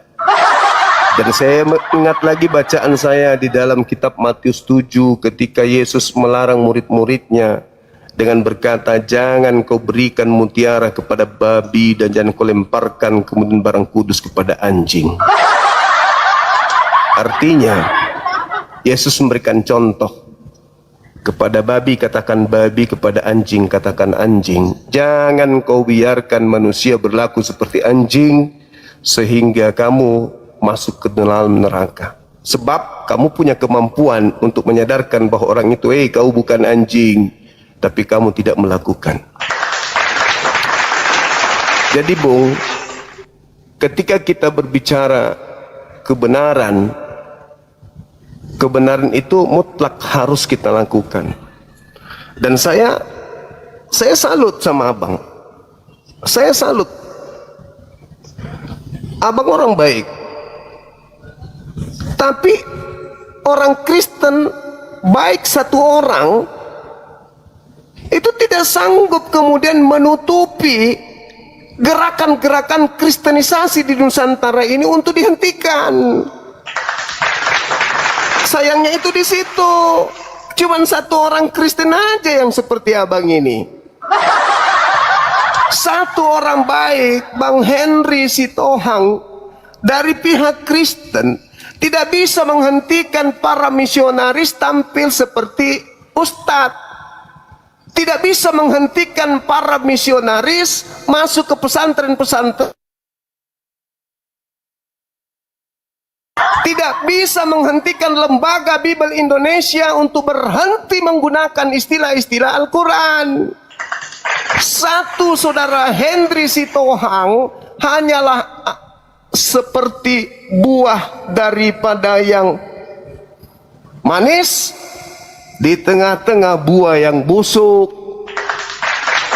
Sayang sekali, andai saja saudara Henry Sitohang ini sama semua dengan Kristen yang lain, tidak ada misi kekristenan, misi memurtadkan, misi penginjilan dan seterusnya, maka antara Islam dan Kristen akan berlaku seperti Hindu dengan Islam, Hindu dengan Buddha, Hindu dengan Islam, Yahudi dengan Islam. Tidak ada debat lintas agama.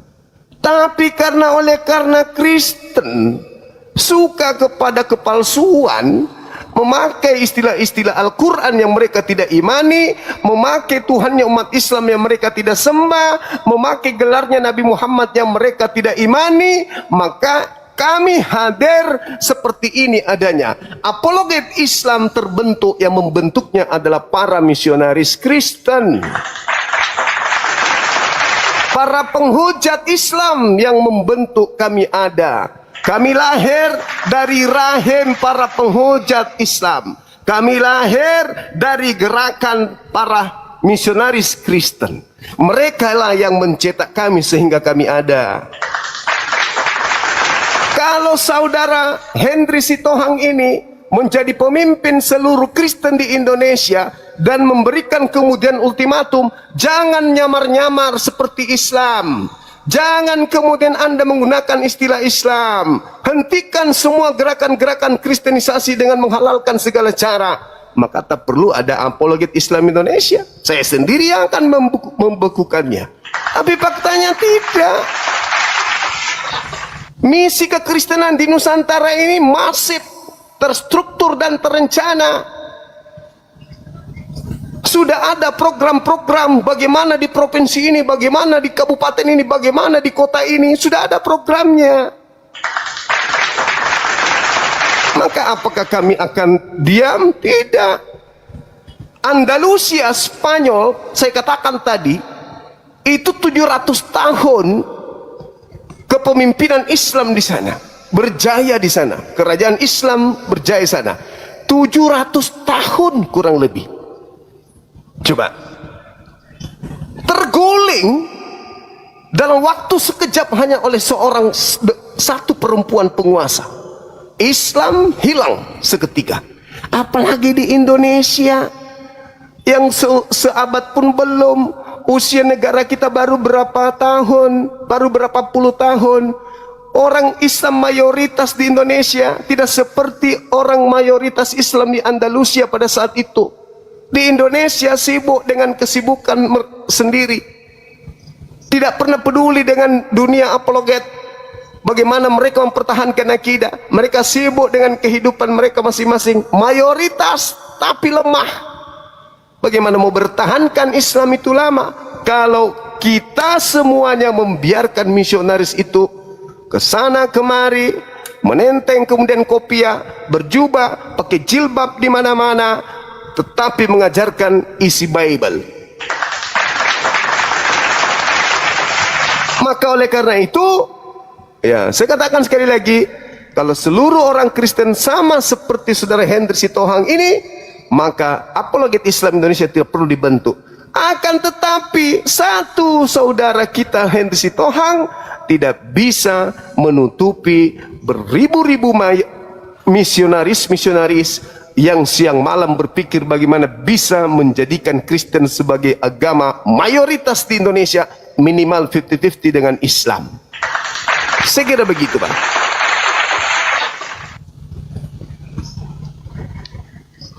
sangat luar biasa wawasan Bang Juma ya. Jadi menurut naluri saya, Tujuan utama kehadiran apologet Islam Indonesia bukanlah untuk memusuhi, memprovokasi, atau sekedar mencari kemenangan dalam perdebatan. Kehadiran apologet Islam memiliki dua tujuan inti yang krusial. Pertama, sebagai benteng pertahanan akidah umat. Di era informasi yang tanpa batas ini, arus pemikiran narasi kritis hingga pendangkalan akidah masuk begitu deras. Kehadiran apologet bertujuan untuk memberikan jawaban yang ilmiah, rasional, dan berbasis data literatur teks terhadap keraguan atau tuduhan yang dilontarkan kepada Islam, sehingga umat tidak bingung dan tetap kokoh dalam keimanannya.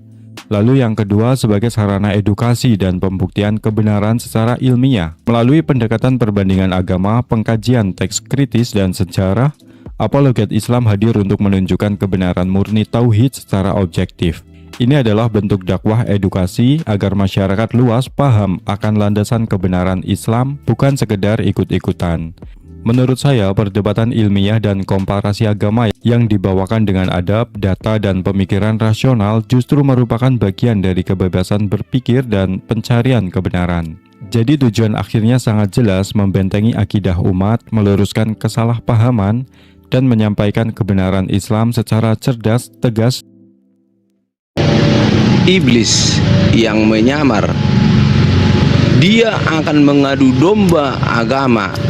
Setiap agama ujungnya ke depannya akan dihapuskan oleh iblis, dan iblislah yang akan menguasai dunia. Itulah naluri saya. Jadi iblis akan menyamar baik di agama B, mau di agama A, mau di agama C, agama D, untuk mengadu domba agama supaya agama ini terhapus oleh iblis. Itulah yang akan terjadi masa depan, dan dunia ini akan dikuasai oleh iblis yang anti Tuhan, yang anti Allah Subhanahu wa Ta'ala, yang anti pencipta alam dan bumi. Itulah iblis yang akan datang menguasai dunia. Terima kasih Pak Juma, saya mohon izin, saya tidak pernah menyalahkan siapapun dan saya tidak bilang saya yang benar. Assalamualaikum warahmatullahi wabarakatuh. Selamat malam. Waalaikum. Bagus paparan abang kita ini yang terakhir. Bagus bang. Tapi jangan lupa, saya sudah sering mengatakan bahwa iblis itu tidak puas kalau orang itu hanya berzina. Iblis tidak akan puas ketika orang itu cuma mencuri.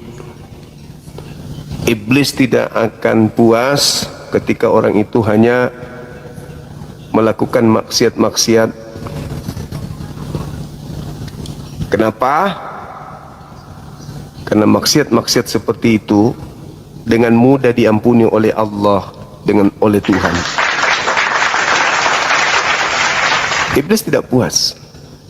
Halo saudara Pangeran. Pangeran Katolik Protestan. Ya, malam.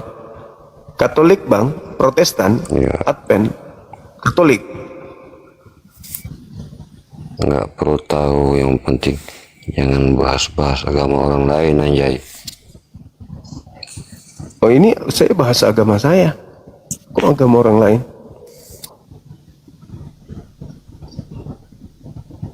Maksudnya apa ini bang? Ini saya sedang bahas agama saya. Di mana agama saya mencakup juga agama yang lain di dalamnya. Gitu. Abang sendiri agamanya apa?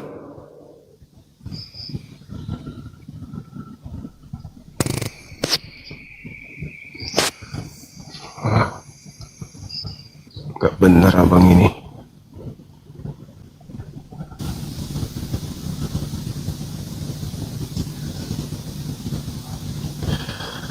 Seperti ada seseorang yang berjalan di tengah perkampungan dengan menyeret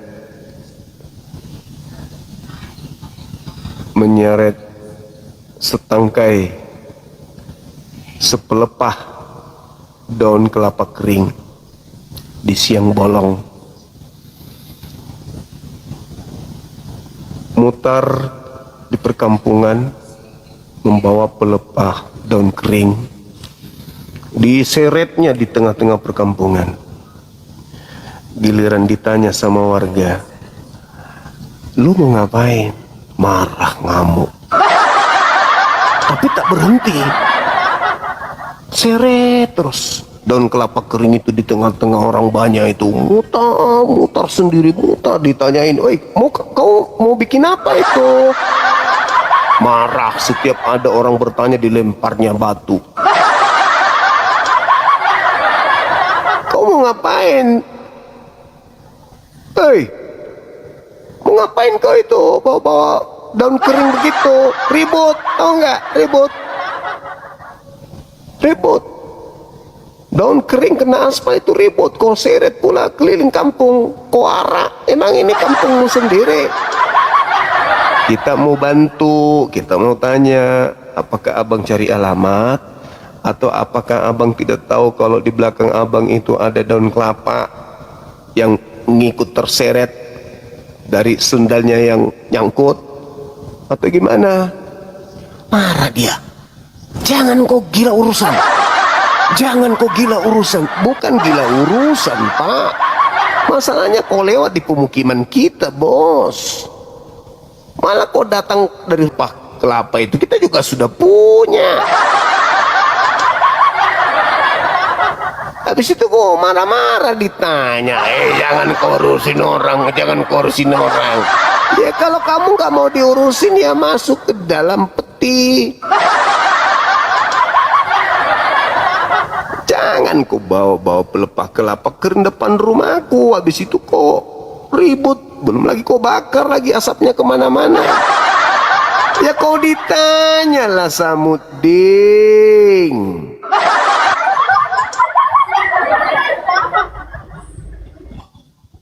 Halo, semangat malam. Halo Juma. Halo juga, silakan buka kameranya.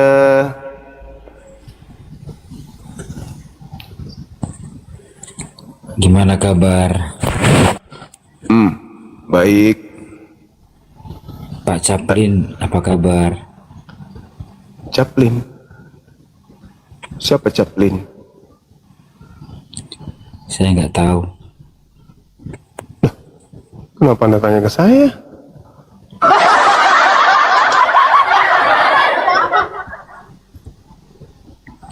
Besar juga gajimu ya?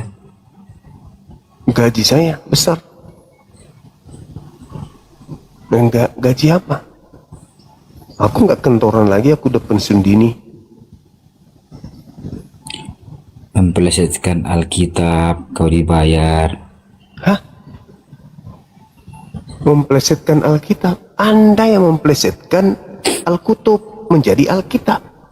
Kau itu penipu Juma. Kau itu iblis. Yang nipu itu yang menggunakan istilah-istilah Al-Quran, tapi Diam, tidak kau pas. iblis. Kita maunya nyontek. Apa yang dinyontek kitabku? Dia melakukan iblis. Susah kau sama ngomong samamu. Iya makanya. Kau bukan cari pencerahan. Kau lah manusia tergoblok. Kalau saya goblok, saya jadi Kristen dong, kayak Anda. Dia melakukan iblis. Kenapa Dajjal. Anda senang? Yang Dajjal itu pengikut Kristus. Dajjal kau. Enggak dong. Iblis. Dajjal itu punya gelar Gigimu. Al-Masih.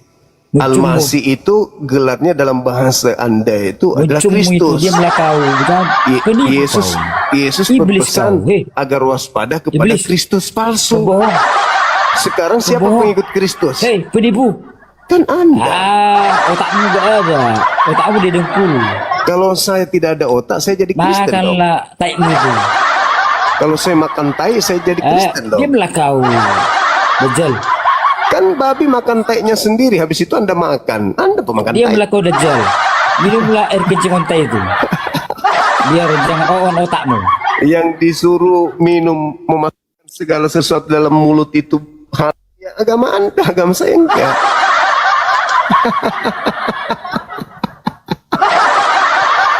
Melihat orang dikira sapi, itu namanya salah lihat. Melihat api dikira botol, itu namanya salah lihat. Pelanggaran dia. Pelanggaran dia. Melihat orang dikira Tuhan, itu namanya salah lihat. Menyembah orang dikira Tuhan, itu namanya salah sembah.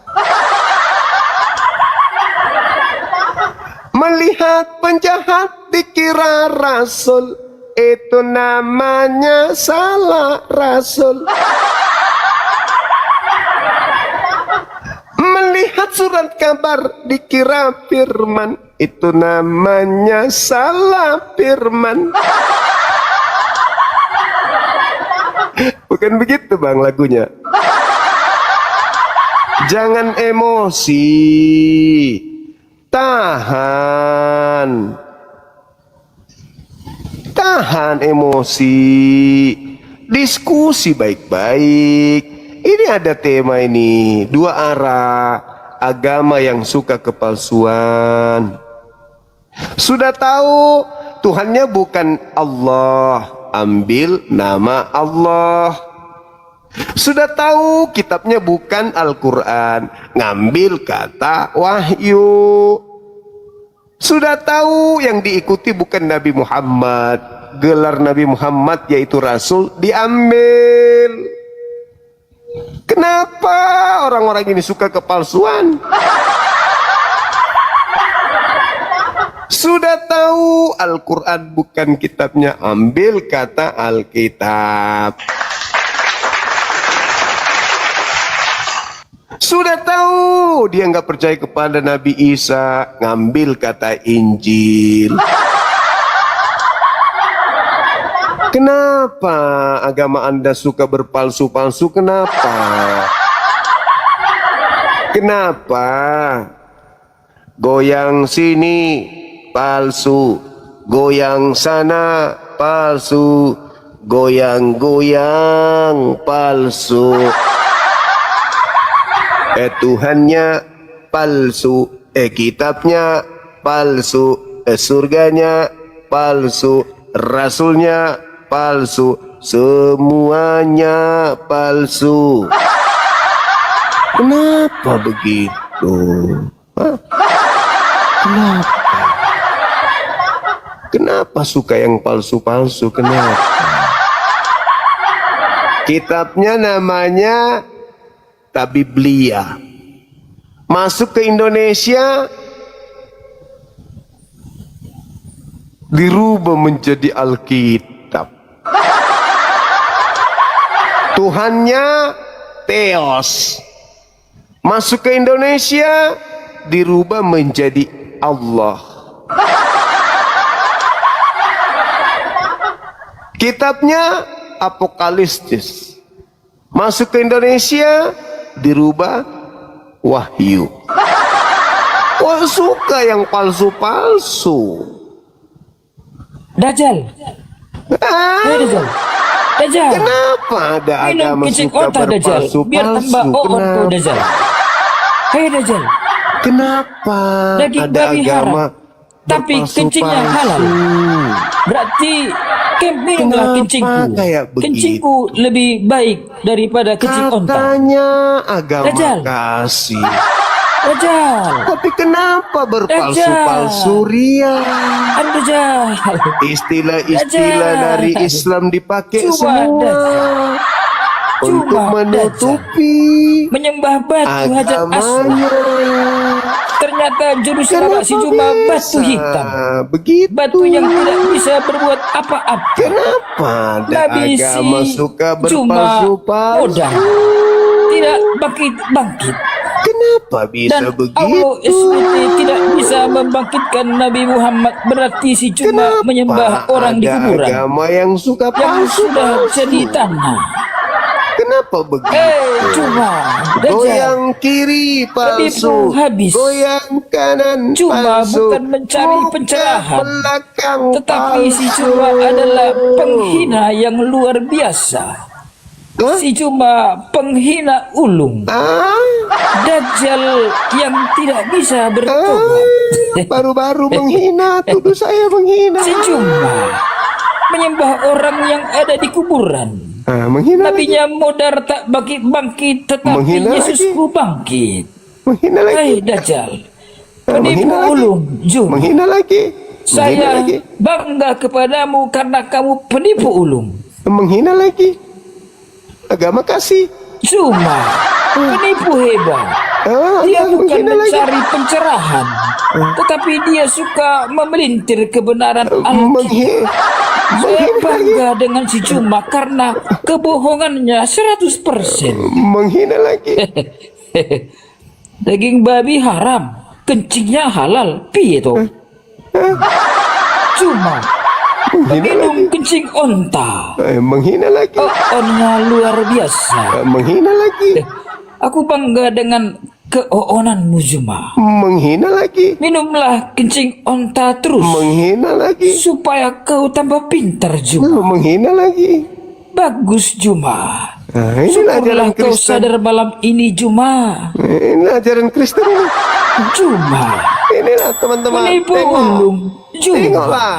Tengok, Penipu saksikanlah. ulung Cuma. Aku Menurut saya, jika kita membedah fenomena ini melalui kajian tekstual dan sejarah kritis, pokok persoalannya bermula dari keterputusan sanad dan sejarah penyusunan teks. Umat Kristen menerima dan meyakini apa yang diajarkan oleh tradisi gereja, pemuka agama, serta dogma yang diwariskan secara turun-temurun selama berabad-abad tanpa melakukan uji kritis terhadap keaslian naskah asli atau manuskrip maupun akar sejarahnya. Dari sudut pandang analisis teks, kitab suci yang digunakan hari ini telah melalui berbagai proses translasi, penyuntingan, dan kanonisasi oleh konsili-konsili gereja ratusan tahun setelah era Nabi Isa alaihissalam. Hal inilah yang menyebabkan munculnya berbagai varian naskah, kontradiksi, serta perubahan doktrin seperti pergeseran dari ajaran tauhid murni yang dibawakan Nabi Isa menjadi doktrin Trinitas dan pengakuan Yesus sebagai Tuhan. Menurut saya, masyarakat atau umat yang meyakini hal tersebut umumnya tidak berniat memilih hal yang palsu secara sengaja, namun hal itu terjadi karena adanya doktrinasi keimanan yang menutup pintu kritis. Mereka diajarkan untuk percaya lebih dahulu tanpa mempertanyakan validitas sejarah dan autentisitas naskah. Oleh karena itu, tujuan kita menyuarakan fakta-fakta sejarah dan tekstual ini bukan untuk menghina, melainkan untuk membongkar kekeliruan tersebut secara ilmiah, kritis, dan rasional agar kebenaran tauhid yang murni dapat terlihat secara jelas dan objektif. dengan Saksikan. semua kebohonganmu Saksikan Cuma. teman-teman. Saksikan. Cuma Saksikan. penipu ulung. Inilah Aku ajaran bangga kasih. dengan semua kebohonganmu Cuma. Ajaran kasih. Hebat kau, Tengoklah. Cuma. Ajaran kasih. Engkau Tengoklah. pembohong. Gelar S3 Cuma. Teruslah berbohong Cuma, supaya neraka menantimu Cuma. Semangat Cuma dalam berbohong. Aku bangga dengan kebohonganmu Cuma, supaya nanti kamu mencret. Sama si Cuma harus gini, gak usah pakai nalar. Memang si Cuma itu gak ada nalar gitu. Mbah Nabi yang sudah mati. Cuma Putus asa kebohonganmu dia. hebat Cuma. Putus asa Aku dia. bangga Cuma. Kau pembohong yang luar biasa. Iblis suka samamu. Ya, putus asa dia. Iblis mendukungmu Cuma. Terus berbohong Cuma. Teman-teman, Terus Teman-teman, berbohong Cuma. dia Aku bangga mengatakan, dengan teman dia bilang gini, iblis mendukungmu Suma. Aku bangga padamu. Aku suka onta, padamu. Cuma. Aku bangga Kencing padamu. onta Berarti itu memang iblisnya vitamin dia, C, iblisnya. Cuma. Mati dia iblisnya. Mati terus kencing onta. Aku dukung Kencing semua. onta penuh dengan dukung vitamin C. semua. Iblis mendukungmu semua.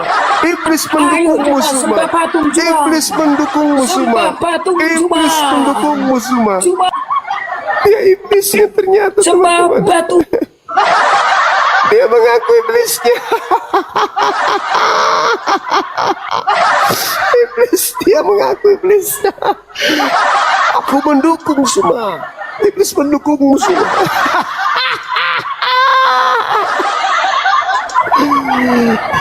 Halo Bang. Selamat malam, Hos. Selamat malam Saudara Ferdinand Ginting Sinaga. Mau nanya, Bang. Ya, Agama yang suka kepalsuan ini agama yang mana sekarang, Bang? agama yang suka kepalsuan adalah agama yang sudah tahu bahwa agama di luar agamanya adalah salah. Tapi agama di luar agamanya yang salah itu diambil ajarannya untuk nutupin ajaran agamanya. Jadi ada, Bang. Ada, Bang, rupanya agama yang salah, Bang. Ada? Ada agama yang salah. Ada dong, pasti ada. Kenapa tidak? Bang, coba Bang utarakan agama yang salah, Bang. Oke, baik. Saya tanya dulu, Anda agamanya apa? Saya Kristen, Bang. Oke, baik. Yesus agamanya apa? Yesus nggak punya agama, Bang. Yesus tidak punya agama. Berarti Yesus itu kacau ya? Yesus tidak membawa agama, Bang. Matius 5:20. Coba utarakan, Bang, apa artinya, Bang? Abang nggak tahu. Itu kitab Anda loh. Bang. Nggak tahu. Bang. Ah, berarti Anda beragama palsu. Anda palsu berarti. Karena agama Anda sendiri Anda nggak tahu dalilnya. Itu yang saya katakan agama palsu. Pengikut Kristus, tapi nggak tahu kitabnya sendiri. Palsu. Jadi kepalsuan itu Abang berani bertanggung jawab agama saya? Barusan saya buktikan kok. Barusan saya buktikan. Abang berani bertanggung jawab agama saya palsu? Saya tidak mengatakan agama Anda palsu. Di mana saya mengatakan agama Anda palsu? Saya mengatakan ada agama yang suka kepada kepalsuan. Suka kepalsuan. Sekarang begini. Agama Anda didirikan pertama kali kitabnya bahasa apa? Saya nggak ngerti agama, Bang. Palsu berarti. Pengikut palsu berarti. Karena Yesus mengatakan, aku mengenal pengikutku, pengikutku mengenal aku, mereka mendengarkan suaraku dan mengikuti aku. Masa abang nggak tahu? Agama sendiri nggak tahu, nggak ngerti. Iya, memang saya nggak ngerti agama, Bang. Nah, oke, kitab Anda aslinya bahasa apa? Saya nggak ngerti, udah aku bilang dari awal saya nggak ngerti. Coba Terus Abang kenapa Anda bertanya di sini? Bang, coba Abang utarakan. Anda tidak akan mengerti. Ya, Karena saya Anda hidup dari Kristen, tapi sampai hari ini Anda belum mengerti Kristen. justru karena Masa aku tanya asli kitab Anda itu bahasa apa, Anda tidak ngerti. justru karena itulah, Bang, saya ingin utarakan supaya saya ngerti. Saya juga tidak bisa membuat orang mengerti orang seperti Anda. Tapi Abang buka room agama yang suka kepalsuan. Berarti Bagaimana saya menjelaskan? Anda sendiri nggak tahu apa-apa. Abang tahu dong tentang agama. Ya, tapi saya lagi berdiskusi dengan orang yang buta. Maka saya ingin tahu. Coba Abang utarakan bagaimana tentang keagamaan Nggak itu. nggak bisa karena Anda sendiri nggak tahu agama Anda apa. Jadi jangan buka room agama yang suka kepalsuan dong. Kalau abang-abang Iya, tidak apa-apa. Aku diskusi aja dengan orang yang tahu agamanya. justru karena Anda itu. tidak tahu. Kalau abang Bahasa pingin, kitab Anda nggak tahu. kalau abang pingin diskusi tentang agama, setidaknya abang paham dong tentang agama. Begitu juga Anda kalau naik di komal yang lintas agama, setidaknya Anda tahu bahasa kitab Anda itu apa. Justru karena nggak tahu maka saya naik bang. Saya pingin tahu lebih Bukan di lanjut. sini tempatnya. Kalau begitu ke gereja, tanya pendeta sama pastor. Ya abang buka room agama yang suka kepalsuan. Jadi saya juga pingin tahu dong agama yang mana yang penuh kepalsuan gitu. Iya sudah, bagaimana saya mau menjelaskan kalau Anda sendiri tidak tahu agama Anda apa? Jadi jangan buka room dong agama yang suka Oke. kepalsuan. Jadi saya tanya abang. Saya jelaskan, agama yang saya suka jelaskan, saya kepalsuan. jelaskan. Saya jelaskan ya. Sekarang saya tanya nih. Maria melahirkan manusia atau bukan manusia?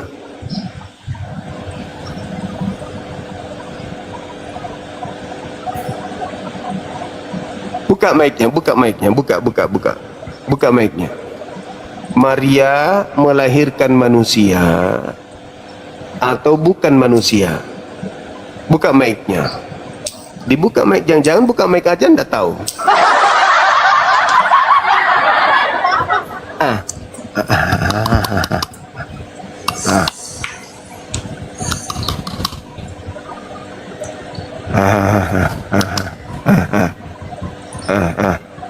Halo, Assalamualaikum Bang Zuna. Waalaikum. Katolik Protestan.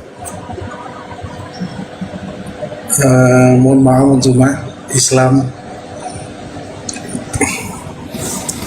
Iya Bang, cuman ya hotel. Apa pula kau naik ke sini?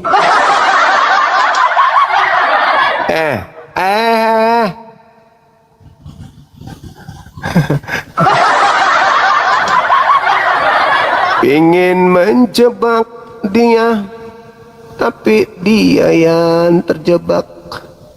Ayo, saudara non-muslim naik.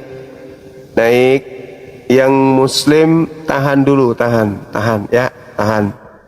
Yang muslim tahan.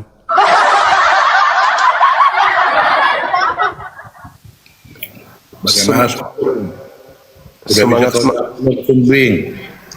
Semangat malam. Sudah bisa belum kau jawab cuma tolol, bolok, bodoh? Tidak bisa Anda tidak memaki. Enggak, ilmu semesta alam itu udah bisa belum kamu? Ya buka kamera dulu, buka kamera biar tak ajarin gitu loh. Jawab dulu baru apapun pertanyaanmu saya jawab.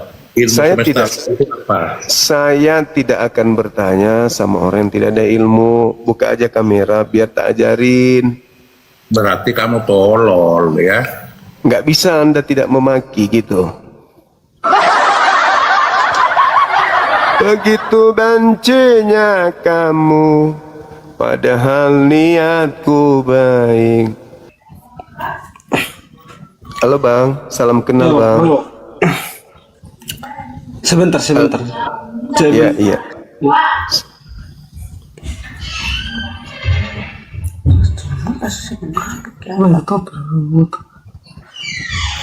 Ayo Bang, kita diskusi pakai ilmu, pakai diskusi, pakai pemahaman kita sebagai anak bangsa yang punya agama, ya kan gitu. Jangan maki-maki.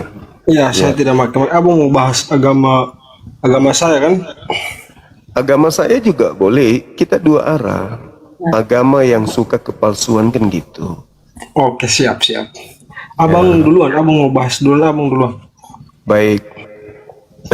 Islam adalah sebuah ajaran yang mengajarkan kemudian kepada pemeluknya untuk berkata jujur terhadap sebuah keadaan. Mengatakan A kalau A, mengatakan B kalau B, mengatakan C kalau C. Islam adalah agama yang percaya diri, punya jati diri, mengajarkan Al-Quranul Karim sesuai dengan apa yang ada di dalamnya. Kami tidak membungkus diri dengan istilah-istilah agama lain. Karena kami tahu apa yang ada di agama kami adalah sebuah kebenaran, maka kebenaran itu tidak boleh ditutup-tutupi dengan ketidakbenaran. Karena kami percaya agama kami benar, maka kami tampilkan Islam di permukaan tanpa menggunakan pakaian agama lain. Sedangkan yang saya lihat, agama Kristen di Indonesia ini lebih banyak menggunakan istilah-istilah Islam daripada menggunakan istilah-istilah Yunani. Padahal istilah Yunani adalah istilah agama Kristen dari asal mulanya. Kenapa justru kalau ajaran Kristen ini adalah ajaran benar, kenapa ajaran Yunani disembunyikan, lalu yang ditampilkan justru ajaran Islam? Contoh, menyebut kitabnya yang harusnya Tabiblia dirubah menjadi Alkitab, yang harusnya sembahannya adalah Theos dirubah menjadi Allah, yang tadinya kitabnya adalah Apokalistik dirubah menjadi kitab Wahyu, yang tadinya adalah Evangelia dirubah menjadi Injil, yang tadinya Apostolos diganti lagi menjadi Rasul, dan seterusnya. Ada apa dengan Kristen? Kenapa selalu menutupi ajaran asli dengan menggunakan ajaran Islam? Silakan. Saya cuma bertanya dong kan. Saya mau bertanya sama abang dulu. Tapi abang jawab saja. Nanti abang bertanya, saya jawab lagi. Saya mau bertanya buat abang, agama mana yang duluan di dunia ini dulu? Saya mau tanya abang. Agama mana yang muncul pertama di dunia? Agama mana yang muncul? Yang kita tahu itu agama Ardi. Yang pertama yang kita diperkenalkan agama Ardi. Agama bumi.